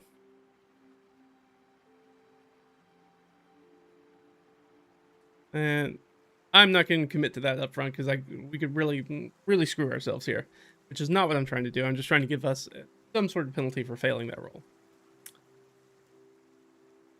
2. Boat damaged. Was the boat damaged or lost? I don't have any choice, so we'll say that higher rolls are better rolls. So let's say if it's a higher roll, the boat is just gonna be damaged rather than lost. We lose the boat. Okay. So in crossing this, they've got this. Cristoff, of course, must be the one holding the boat because she is taking care of the animals, and Cristoff kind of slips in the water and loses the lead that he's got the boat on, and the boat starts spinning downstream. All right, now we know what that is. All right, and Cristoff loses, and we'll say the boat's lead, and it spins and starts being carried downstream. All right, that's what happens. So as that happens, that feels like a really great time to jump in, and I think what we're gonna do is we're gonna do a little boat chase skill challenge. And it's just gonna be a boat chase. Perfect. So the first thing I'm gonna do, I'm gonna make this a full thing. We're gonna call this the runaway boat chase. But the first thing I'm gonna do is I'm gonna take a short break, take a little bio break, and then I'm gonna jump back and get some coffee, and then we'll come back and we'll finish this out and try to figure out what's going on with that boat. I've got my fighter right here, which gives me some options for things that we can do as far as like complications for like a chase scene, which is basically what this is going to be. This is going to be a little chase scene for us. You know what? We haven't done a few. Maybe we'll make this a longer chase scene because that seems like fun. Because I think it should be a little bit longer because Cristoff isn't going to be swimming after it because he has heavier armor on. But that won't work. So they're gonna have to run, and our boy Gertrude can possibly swim after it. So we could lose only one person since losing Cristoff ain't that big of a loss. Oof. Dang. Hard out here for Cristoff. We got full 8 on Cristoff now for fun. Alright, so I'm going to take a break. We're going to jump back. We're going to do this chase scene. Hang on tight.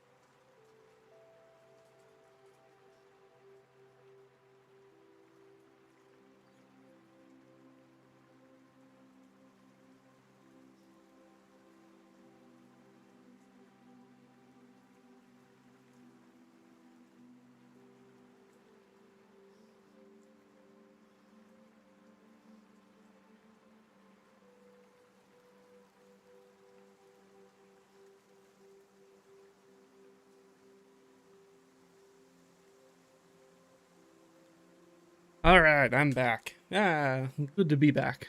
Cristoff, an utter failure. Shame of the party, shame on your family.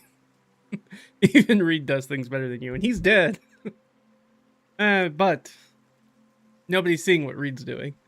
Reed's the only one who knows. Alright, so we are gonna do, well, first thing we're gonna do is change this music. This is far too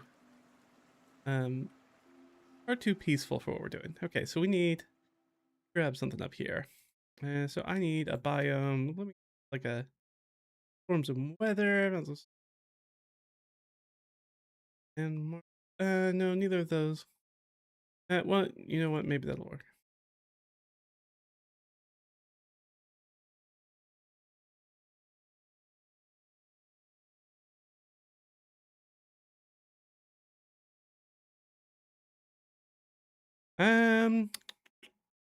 Let's see if I can find something that will work real quick. I think I found one.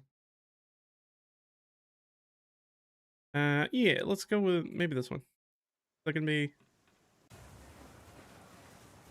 too stormy. That's too stormy. Okay, so we're not looking for that. There is this, maybe this.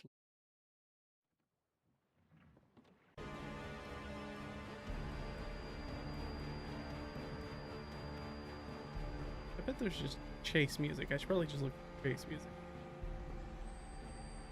Pretty well organized. Chase and escape, of course, there they are.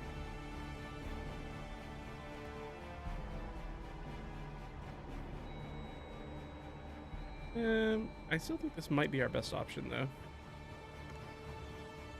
That one's probably gonna have, like, cannon.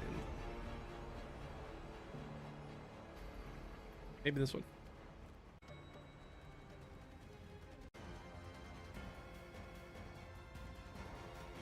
Yeah, that'll work.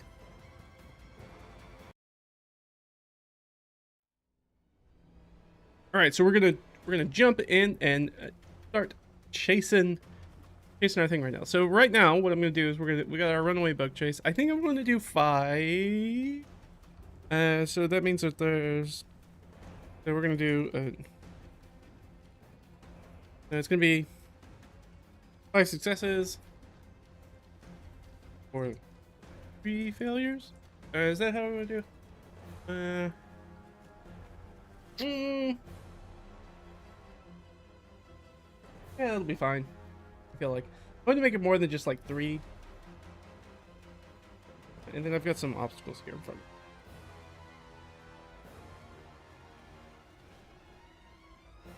Yeah, I think that will work. I'm going to sound a little bit quite loud. I don't think it's as loud for you guys. It's very loud. All right, so here we go. We're going to have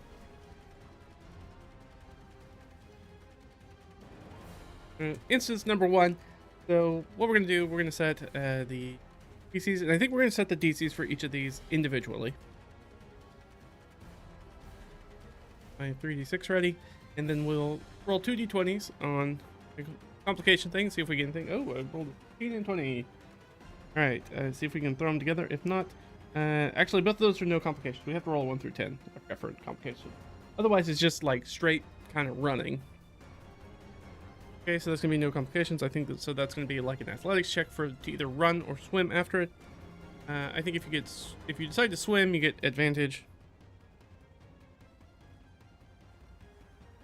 And let's set a DC for that real quick.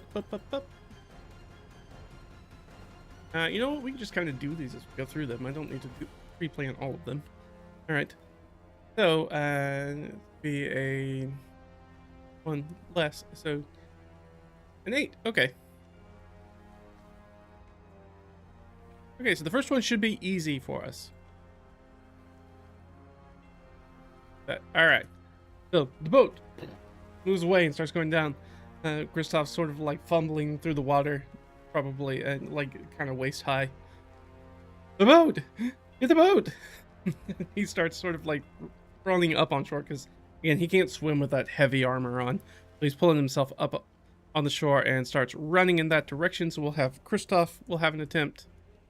And we'll have Gertrudt, who may or may not swim. We'll probably use the donkeys. actually. He can be quite faster than us. All right, so Cristoff. He's going to get an athletics check. His athletics check, he is actually, I think he's trained in, so he gets +3. Here, I'll go ahead and go. All the moving parts. All right, so we got a 16 on the die. So that's going to be success. So he pulls himself up on shore and starts running down the bank, trying to get towards the boat, chasing after it. Gertrude. Gertrude is probably not going to get in the water, and she has to keep track of the animals. But there's a thing that's called donkey racing, where you can race with a donkey, where it's not like you ride it, you like run with it. But donkeys can move faster than people can. And we'll look at that stat block, but I am pretty sure that that is represented here. But I think they're in the dual stat block? Yeah. Yeah, their speed's 40, so they're naturally already faster. That's going to give her an advantage here. So she's going to run with the mules. Oh, yeah. Easy for her. Got 2 mules that are almost pulling her off her feet. Success! Alright, so, first one, passed. No problems there. It does not change the fact that a dead person is still doing better, that Reed's still doing better than Cristoff. He'd be better than that. He's already the best version of himself. Not like he can improve. Hey, he can get levels, he can improve. He'll be better, eventually. He just needs to learn from this experience how to hold on to boats. All right, so let's roll again. 2d20, see if we get anything fun. Nope, that's still going to be more straightforward. I think we're going to go with another athletics check here. We're going to do the same athletics. We don't need to worry about that. And we just need to set the... Because nobody's going to swim. Athletics. Oh, wow. Wow, that's a great roll. That's such a low roll for us. It's so perfect. Okay, that's a DC 06.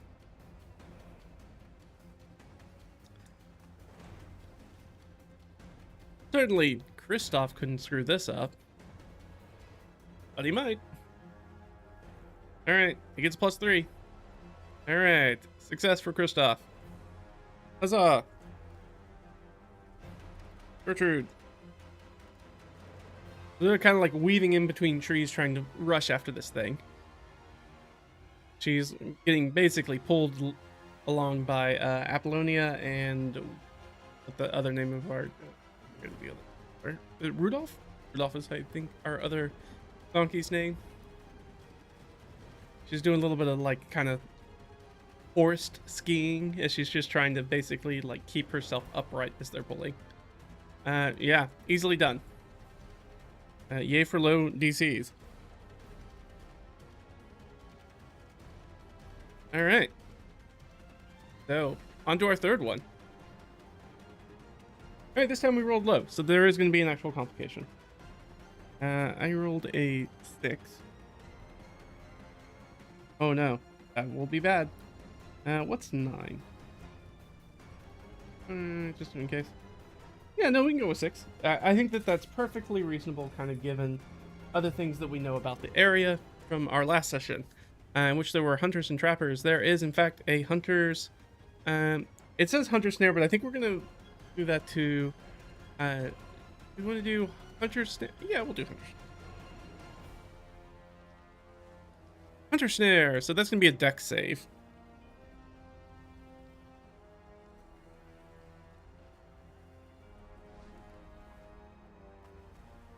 Alright. Luckily, it's only 11. Man, being very kind. The dice are being very kind with our DCs. So kind. Could go so much worse. So much worse. Alright, so it's going to be a dex save. And a DC 11. Alright, perfect. I'll take that all day.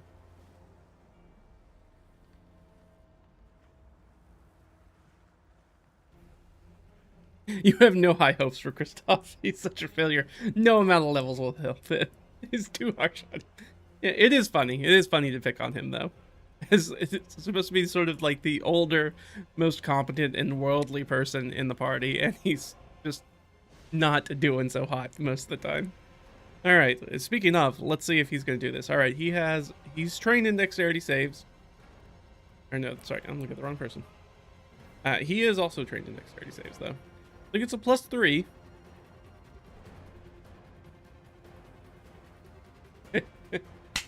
He fails. All right, so that's going to be a failure from Cristoff. It'll be a failure. So he's running, he steps into the snare, it does the classic, like, flips him upside down and into there.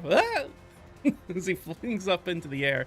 So that's a failure, so he has to spend time cutting himself down with his weapons. His backpack and stuff falls off of it while he's upside down. His sword falls out of its scabbard. He has to pull his knife and cut himself out. Let's see if Gertrudt is caught up in this mess as well. There's nothing here that she can do that the donkeys in no way are going to give her any bonus to this. So she just gets a flat like +2 from being trained in dexterity saves. Okay, here we go. She zips right past him.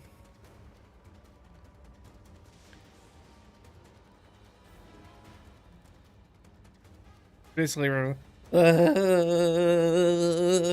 she's kind of running behind these two donkeys that are kind of pulling her along. And she ducks past him. Takes off. Okay, so she's still on it. So unless she makes a failure, we can end this in 5 things, which would be great. All right, we're going to move on to the next one, as Cristoff busily cuts himself down. 2 11s right on the die, which is exactly what we need to know that this is just a straightforward one. So at this point, this is going to be more of a Constitution save. As we kind of get deep into the chase, as they're running and running and running. Be Constitution save, and that's going to be a DC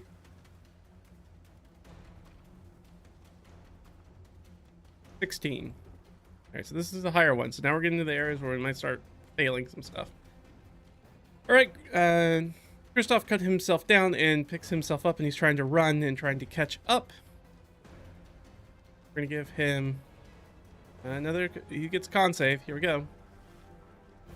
Nope. Cristoff's gonna fail. So one more, and he's out of the running. Now, if they completely get out of the running before one of them gets 5 successes, if they get 3 failures, they're going to lose the boat. Not good. But there is a chance that they'll just lose the boat. Not the worst thing in the world, but they still probably need to cross some water. It's going to be difficult to do. They're going to have to maybe take the long way around. Really kind of puts the pressure on that, on the time aspect. We still have the ticking clock of the gentle repose going, so if they have to figure out now they have to walk around bodies of water, that could be really tough. All right, Gertrudt. I don't think Gertrud's going to get advantage on this Constitution saving throw because I think it's just as tough for her to try to like bounce along behind the donkeys. She gets +2 though, so she needs a 14. She will fail. Alright, so she's having to slow down a little bit as they go over some like difficult terrain, and she's getting a little worn out, like her arms are burning trying to hold on to the reins of the donkeys as they're pulling her along. Alright, well that's our first failure for her. Alright, on to engagement number 5. 16, 19. Alright, same things. We can do Constitution, or we could try to do another athletics. I'll roll. If we roll high, I think they're all better at doing... Honestly, I think they're better at athletics. But I didn't get that, so we're going to do another Constitution saving throw. That's not what I'm trying to do. And let's roll a DC for us. Alright. 6 plus 6, it's another DC 16. So just copy and paste it. Here we go. Alright.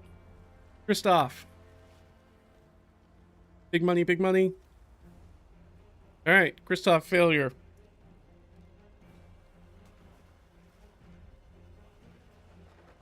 Out.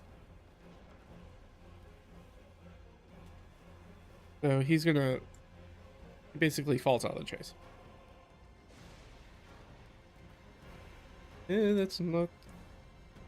Oh my gosh.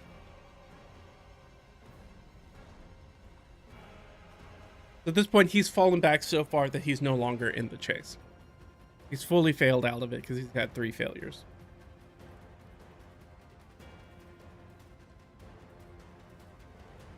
And I guess I should probably have put these up here.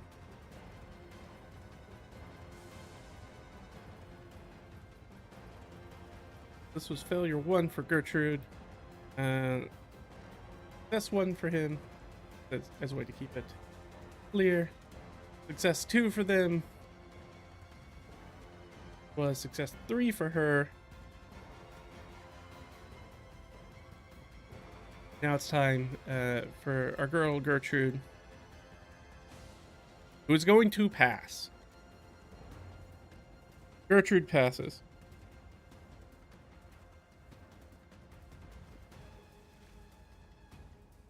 Alright, so she's up to success 4. She's bouncing around, bouncing around, bouncing around. Checks out. Cristoff's a failure. Yeah. Checks out. Yeah, he's not so good at this. Alright. That's going to bring us to number 6. Okay. So if she gets 1 more success, she's going to catch the boat.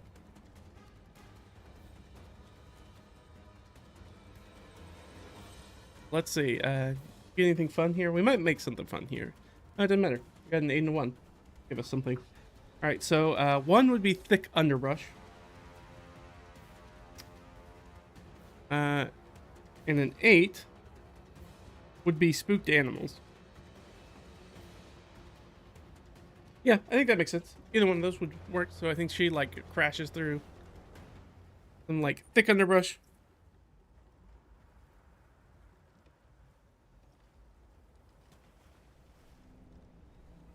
Animals. So the question is what kind of check do we make that? A check or a save? So I think this could be, we could either do this as an animal handling check for her to ensure that the donkeys don't get spooked by these animals that are going to get flushed out of the undergrowth of the forest. Or it could be just maybe an acrobatics. Because I am a benevolent DM and player, is that I kind of want to put us in the best opportunity to succeed for our players. They still got to make the rolls, but we do try to do things that are... Because we think with the character, how would they approach this in the way that's best for them? So which of those things would they be best at? So animal handling, she gets just a +2. And if she was, what might be going through the thick underbrush? I could see that maybe acrobatics. She has a 0 in. Neither of these things, the animals, would be. We could make it just a grip strength and see if the donkeys just barrel through it. No, but I think if we're relying on the animals, it has to be the animal handling because they'll get spooked. Okay, so I think this is going to be an animal handling.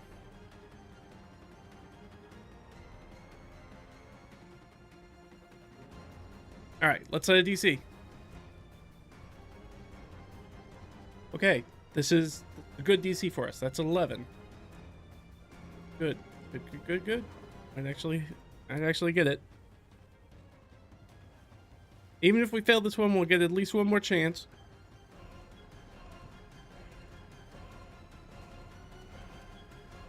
All right, Gertrude. DC 11 is a +2. So we're gonna ask an oracle question.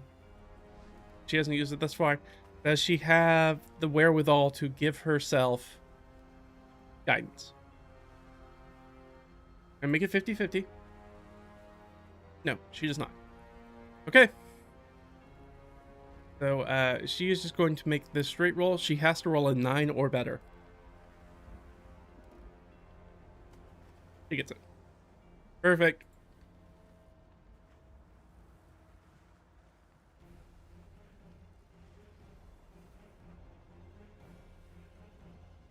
So she's rushing forward, and as they're crashing through the underbrush, like we'll say like bunch of like dove or something, our flushed out pheasant or grouse or whatever, are flushed from the undergrowth, and the donkeys immediately start freaking out, and she's able to sort of like rein them in and pull them as they come around the bend in the river, and they're on the outside of the bend, so the boat's coming towards their side of the shore of the riverbank, and she lets go of the donkeys. I keep wanting to call them mules because that's the stat block. He lets go of the donkeys and rushes down, and is able to grab probably like the back of the boat and sort of like use a big gal. She just kind of like throws her weight against the bank, just kind of like tumbles into it, just kind of pull the back of the boat out of the water, and hopefully hold it long enough, or pull enough of it and hold it long enough that she can like anchor it so it doesn't keep moving. And she kind of throws herself down on these rocks. Also, she'll take a little flip damage out of that. I feel like that's a lot. We'll give her a d4. So she'll take 3 points of damage from it. She's down to 8 hit points. And she's able to, as she sort of pulls it to his...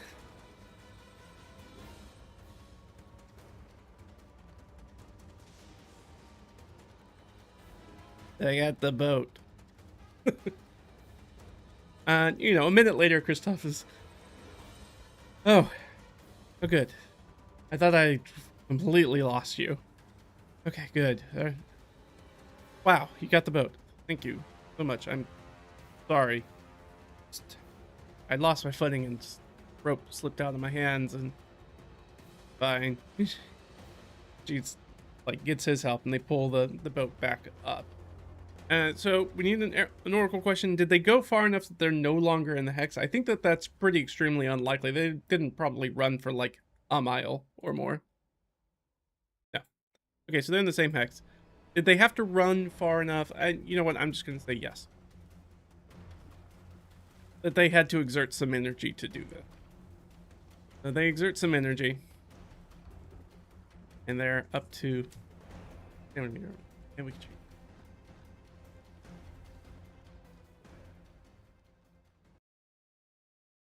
Go up here to clear this out and go forest.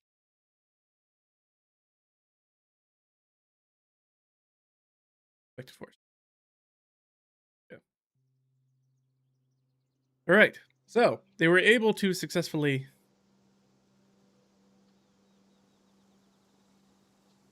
able to recapture the boat.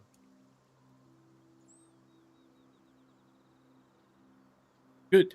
That's very good for us. That would have been very bad if they had lost the boat. And it didn't push them out of the hex that they're in, which is also good. They're not, like, utterly lost from where they are. And they have, at this point, made it fully across the river. So they are on the river. We're not going to make them have to try to do it again. They made it across the river. And the problem is that they just got sidetracked and they had to expend some energy, and they almost lost the boat by doing it. Which would have been bad because they're probably going to have to go through some water here. They're now on the east side of that creek. And deciding where they want to go. They know that they need to go east. They probably don't want to go through the hills, so they probably want to go through the sky. So they still have some energy left, so they're going to move down. Expend a little bit more energy, but they get to use the bounty of their donkeys at this point, so they get a 2. They go up to 11. So on this next one, Cristoff will have to make a save for exhaustion. For now, he's okay. Any encounters while they're doing that? No encounters? Any point of interest? Unlikely. Nope. Alright. Cristoff is... He's pretty gassed at this point. He's like, I have a lot left in the tank. Remember that he did just try to do like a full wind sprint while he's wearing heavy armor. Alright, I guess technically it's medium armor, I think.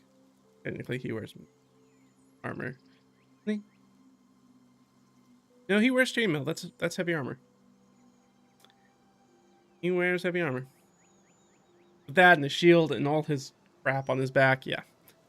So, I mean, it's tough. He's running around with a lot of stuff, but that still doesn't excuse him not being probably the worst roller in the party. Luckily, Gertrude was there to save the day.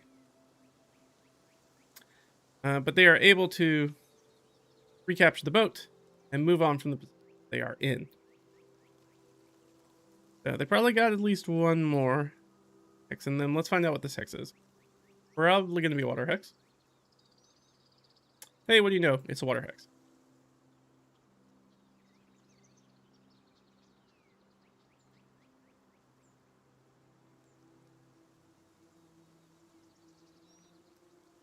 They're like, okay, now they're facing the situation where it's like, well, and they're like, they'll be able to see this. They'll be able to see that this is also part of Green Lake and be like, oh, this is like a huge part of the area. So maybe we should head east. That's the way that we think that we need to be heading. And once we do that, that'll put us through the marsh, which is fine. Into the marsh. Oh, you know what? I think I rolled this one incorrect. No, that's fine. I don't remember what so they're on the east side of the river, so they're going to keep going east because they think that they need to head over here instead of down here, which is where they need to head. So they think that they are further south than they are. Though they know that they're right on Green Lake, so they know, okay, well, maybe if we're right on the north shore, if we head east, we should head into it. They should hit Pondweed Village, which is where they're trying to get to. Not knowing that they're actually on a kind of a northern inlet of it. They actually still need to go south a little bit. But that's alright. They'll figure it out eventually. So hopefully they figure it out before Reed's fully dead. And they can't do anything about it. Alright, they still have a little bit of daylight left, so they're going to head east. This area. So they are still going to get their bonus. Alright, they get a 1. Good, they might even get another one in here. So their stamina meter is going to go up to 12. Cristoff will need to make his exhaustion check right now. Constitution saving throw, 10. And he gets an 11 because he is not trained in Constitution saving throws. He's 11, so Cristoff will pick up exhaustion 1. So he is fully gassed now. He's really feeling it. Cristoff is a walking failure and has a skill issue, and he's a bit of a Dumbo. Yeah, he's not the brightest. He's not the brightest coin in the purse. All right, so we're heading into this. Ooh, I don't know what this is. Well, that's a question for us. I need to figure out what this X is. All right, one moment. Go back to me. I didn't think that we would need to have the other map up, but we got far enough that we will need the. So I can figure out what the primary intent of that hex is. Need the files. It'll be a good opportunity for us to look at exactly where we are on the map. Well, kind of zoomed out. Right now, we're here, I believe.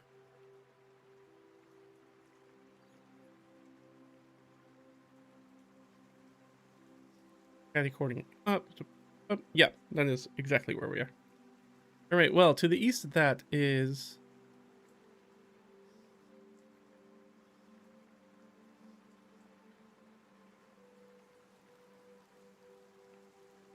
Right east of where we are. This is going to be... This is a...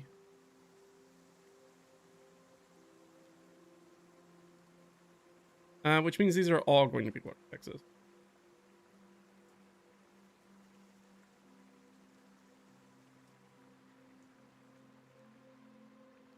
Water hexes as well. Sorry, I'm just filling in the map. I can show you. Quick. Filling in these levels.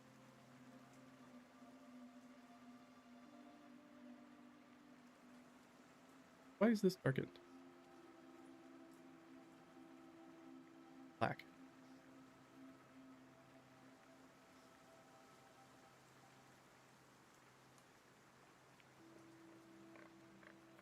Kind of makes it feel like it should.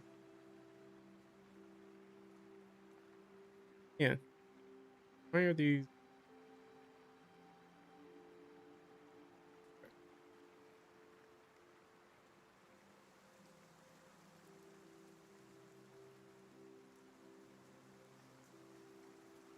Okay, I think some of these are off.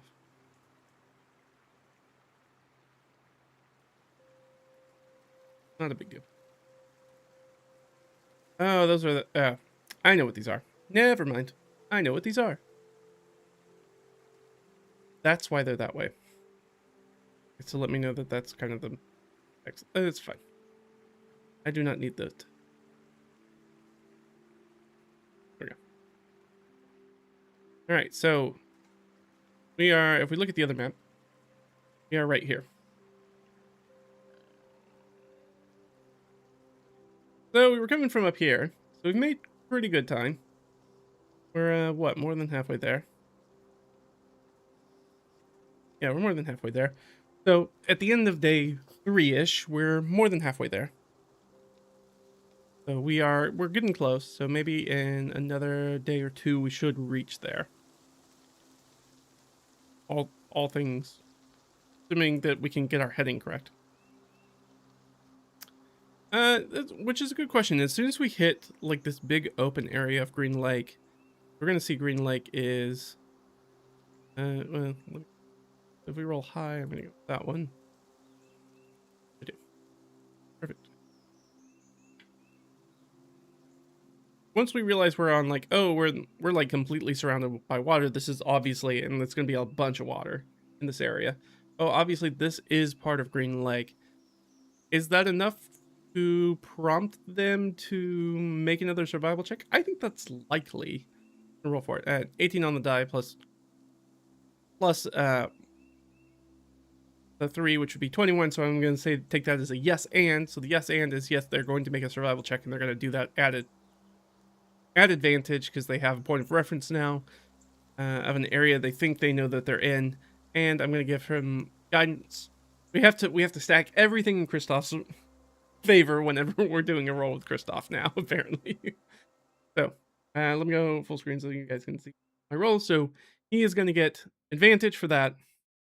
He's going to get the plus 1d4 from Gertrude. He gets plus 3 to it naturally. Plus 7. Plus 7. Now let's set a little DC for him.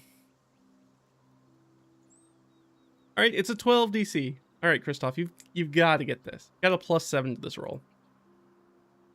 You got to roll, what, a 5? With advantage? 2 19s for a 26. He's like, oh. He's like, oh, we've accidentally gone a little bit the wrong way. But I no. He recognizes that they're on the border land. They are literally on the border now. And like, oh, if we keep either direction, whichever direction we head, we're going to move back into the First Intum. We'll be back into the Prince Hell's lands. So I think that redirects our heading, so he knows that, oh, we actually need to go sort of like east-southeast and not due east. So he has corrected his heading. They know where they need to go. But this one, X, since we're here, quite wetter than water, so they are like right on like a spit of kind of like swallowed up forest that's been kind of drowned out here.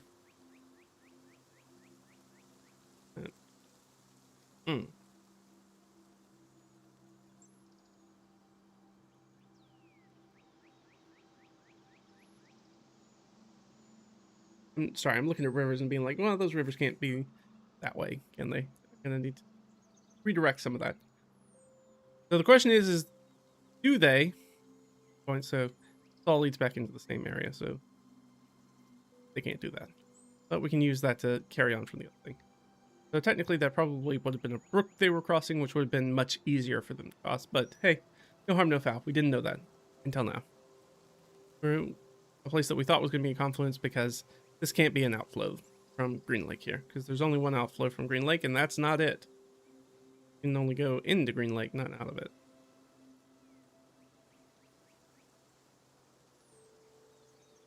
Technically, you can have multiple outflows from the lake, but it's very rare. All right, so we have enough. It's like we could. Cristoff's got. Thing is, the Cristoff won't make another save, and if they lose half speed, they're just going to be in the water. But they have an idea of where they need to get to now. They know that they need to go down into this area, and they know that this target area is also water, I believe. Okay, so everything around them is.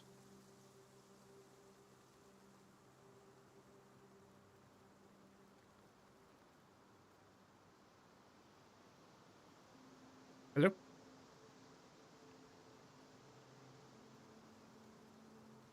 As perhaps fruit.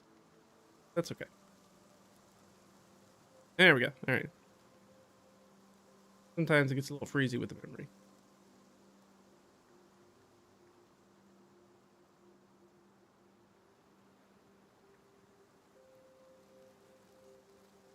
We'll come back and mess with it later. All right. All I need to know is that there's also down into here. I will remind myself to, just in case, save this and image of it. Everything that I put in there will still be in there. I need to re-add it. Not an issue though. All right. So, I think we got to rest. I don't think we can push, because if we push with Cristoff, he'll go down to half speed, and then he'll save back into disadvantage on skill checks, which our homeboy needs all the help he can get with his skill checks we've seen. So they are going to have to bed down this evening. They are going to come to the end of this day.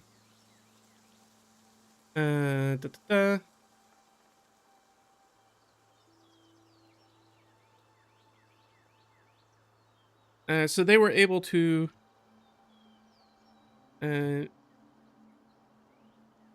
determine or reorient themselves.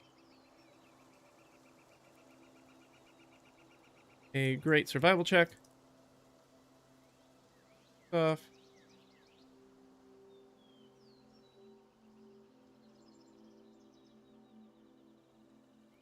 And make camp for the evening.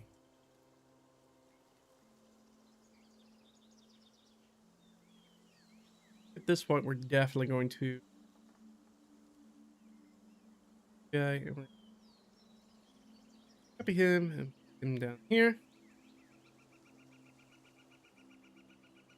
Probably be where we're gonna pick up. And so this can be that. Be day 3 of our gentle repose. Gabby. Or sorry, day 4. Repose. We're not even halfway there, so still doing all right. And then, assuming he rests, we'll go back to exhaustion level 0, and our stamina meter will reset for our energy expenditure for traveling throughout the day. But what I do want to do is check on this. So I do want to change our weather. So bear with me. I'm going to pull this up. So our weather hex. And I know I need to roll a d8. Put the number down. That would be so like me. Ooh.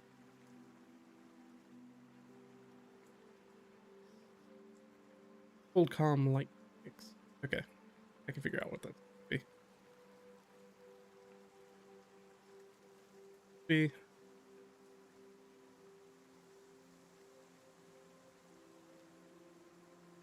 Reasonably.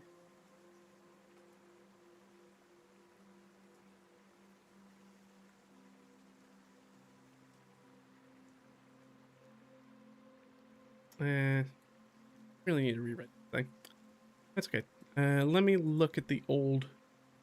Real quick. I was smart and wrote it down here. That would be smart of me. All right, so that went from 02.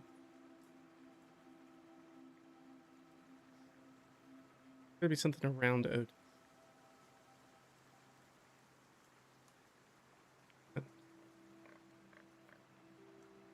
I believe that moved us to 3 then.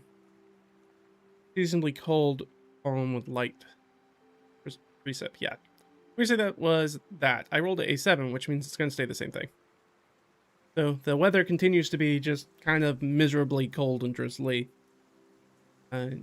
It's not a fun time for anybody. Not the greatest weather in the world. And I will write down that that is 3. I don't forget.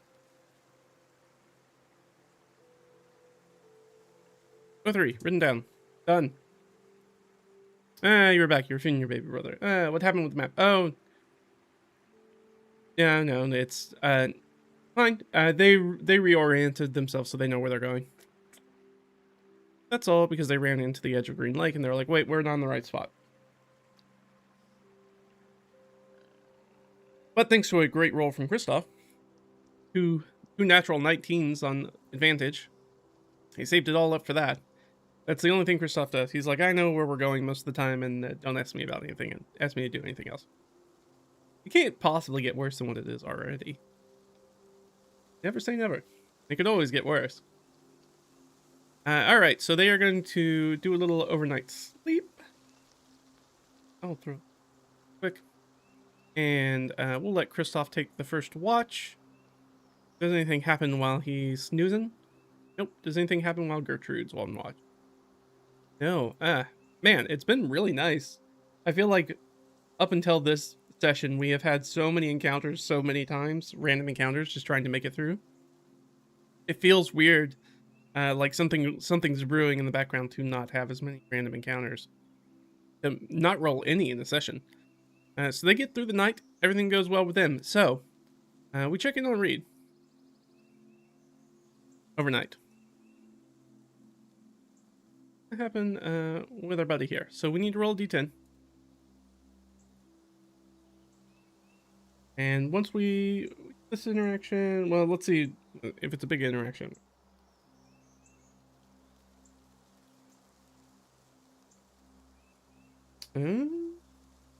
Okay. So, that's fine. We get the. Our buddy Reed is floating still in this astral space between spaces. It's the spaces between. And as he's floating, he's approached by a third entity.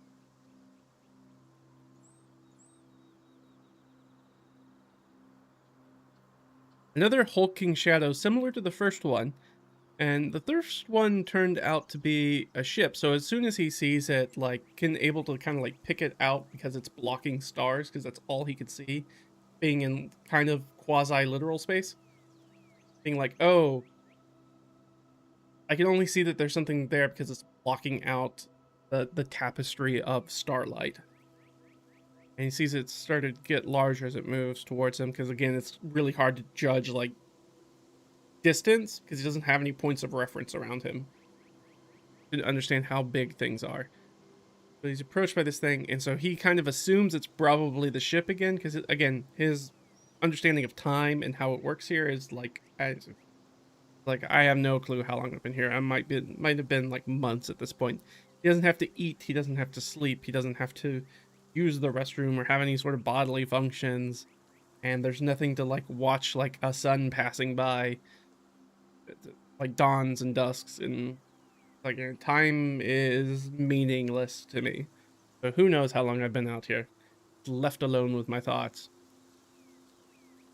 So he's approached, so he sees this and he's like, oh, this is probably that ship coming back by again. But it's not a ship. But it still grows. It grows in, again, a very large size. Maybe not quite as large as the ship was. Quite large. But this is a more organic form than that. That was kind of like this weird solar sailboat thing. And this is a more organic form. Comes in. And you notice as it gets closer, it begins to enlarge tangent from him. So when he sees this kind of this blurb, and then this blurb kind of starts to almost more like an oval kind of shape than more almost like a lozenge shaped as it comes closer and closer to him. And then a very, very interesting call rips through the air around him. A sound. And let's see if he recognizes what this sound is. This would be, it's got to be a nature check. Which, of course, he's not trained in at all. He isn't, no, he's not intelligent. Never mind. All right, let's add a DC. If he can figure out what this thing sounds like. Probably not. No, that's going to be like a 19. So he might, but no, he doesn't. I think that's good enough to recognize that it is a bird call, but it is like fully amplified in a sound that kind of like reverberates, that's deeper and reverberates through him, almost like that lower registry of like a whale song, except it's clearly a bird sound, and a bird sound that's probably somewhat familiar to him, but he doesn't. I don't know birds. Not what Reed does. So, getting an approach for this thing, and swimming into view is this massive bird, and as it gets close, and now you start to make out features of it, and it is this massive crow that swims up Cristoff. And it does, however, speak telepathically through him in a way that he can understand. It's not like language, so it's not like listening in headphones, like just one-to-one, just like understanding, shooting into your brain, bypassing the necessity for things like language. So it's not like it has to be translated multiple times from one person's understanding to another, so it's a much more pure means of communicating ideas.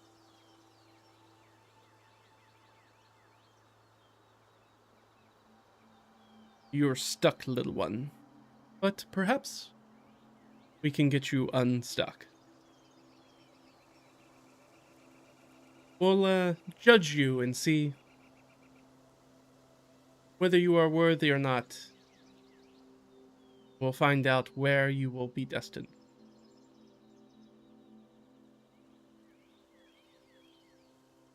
I am the judger of fate. You are the fated to be judged. And that's where we're going to end this session. So next session we'll pick up with Judger of Fate. Because somebody's come to pluck him out of the ether. And pass judgment on his fate. Let's, I'm just going to add that little note for myself.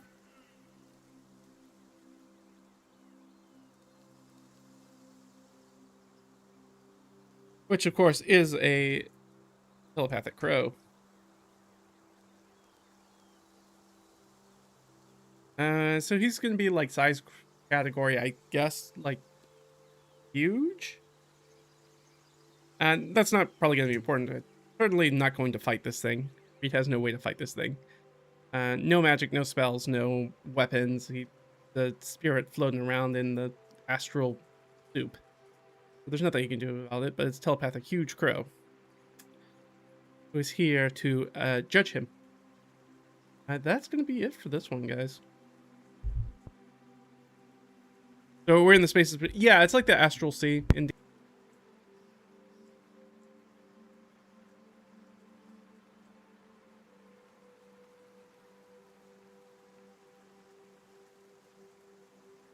astral sea is by like the power of your intent. So it's a lot of astral projection, so people who are very good at that can move through the astral sea very easily, and those kinds of creatures who aren't good at that aren't able to do that and can become stuck very easily. So like presumably Reed would be able to move around, but he's not trained in any sort of magic or has that sort of understanding of arcana and sort of the physics, the metaphysics of the astral realm as to how to do that. Telepathic bird, burn it down. You want fried chicken. A little you know, if we're lucky, we'll eat a little crow. If we're unlucky, the crow will eat us. Oh no, I cut out. Oh, I'm sorry about that. Yeah, I'll just explain the Astral Sea real quick. So it's powered by your power of intention. So it's kind of like space, but it doesn't follow like literal physics rules for space. So I mean, like you can breathe in it. He's a spirit, so he doesn't need to like eat and sleep and do all that kind of stuff. But to like move through it instead of having to have some sort of like mechanical propulsion, it's like based off of your intent, your ability to kind of like focus your intent and like astral project, do those sorts of things. So it's sort of your mental powers. And unfortunately, he's not trained in that. If he was, there would be a way that he might be able to actually like move himself through the astral sea, but he doesn't know how to do that at this point, and he doesn't know where he would go even if he could. His knowledge of that is not very good. But we will certainly pick this up next time and figure out what the Judger of Fate wants from the fated to be judge. Imagination is power, indeed. Yeah, the power of your mind. Very, very psionics kind of coded stuff. Yes. Which is good because, you know, probably more psionic stuff on the headline on the horizon now that Dark Sun's officially announced, and we're gonna get Dark Sun stuff for 5.5. So we should be seeing a lot more psionics. That's a big thing in Dark Sun. So I assume we'll be getting some more classes and subclasses, even though we already have some psionic subclasses, and like the soul knife and stuff. But we should see some more coming. He could be a scion. He doesn't have a good enough intelligence to be a scion. Not something that Reed would be. Yeah. That would have been fun. That would have been a fun way to introduce that, but yeah, there's no way he's gonna be a scion. Alright, other things. Hey, check out other stuff we got going on the channel. We have other stuff you can watch if this is your first time watching. Thanks for watching. You can jump back in, and there's a playlist you can find down in the description or on the channel page over on YouTube, and you can grab it and you can watch us all the way from the beginning. You watch us make the map and make the setting and everything. You can see when we introduce Barislav as a potential thing that might show up in the campaign. And then many hours later, we have finally trundled our way across him. Other things, hey, if you like this content, like it. If you want to see more of it, subscribe. We do all sorts of stuff like that. There's the store, DriveThruRPG. You can check that out. Again, all these links are in the description. You can go check out the old blog if you want to do more Dungeon Master, world building kind of stuff. You can see all that at RedRaggedFiend.com. Yeah, he's got that talented connection now. Yeah. But yeah, that's it. Thanks for hanging out with me, guys. It was always fun, and I thought we were gonna get further, and yet not as far as we did. So always interesting. Thanks for hanging out with me, guys, and I'll see you real soon. All right. Bye bye.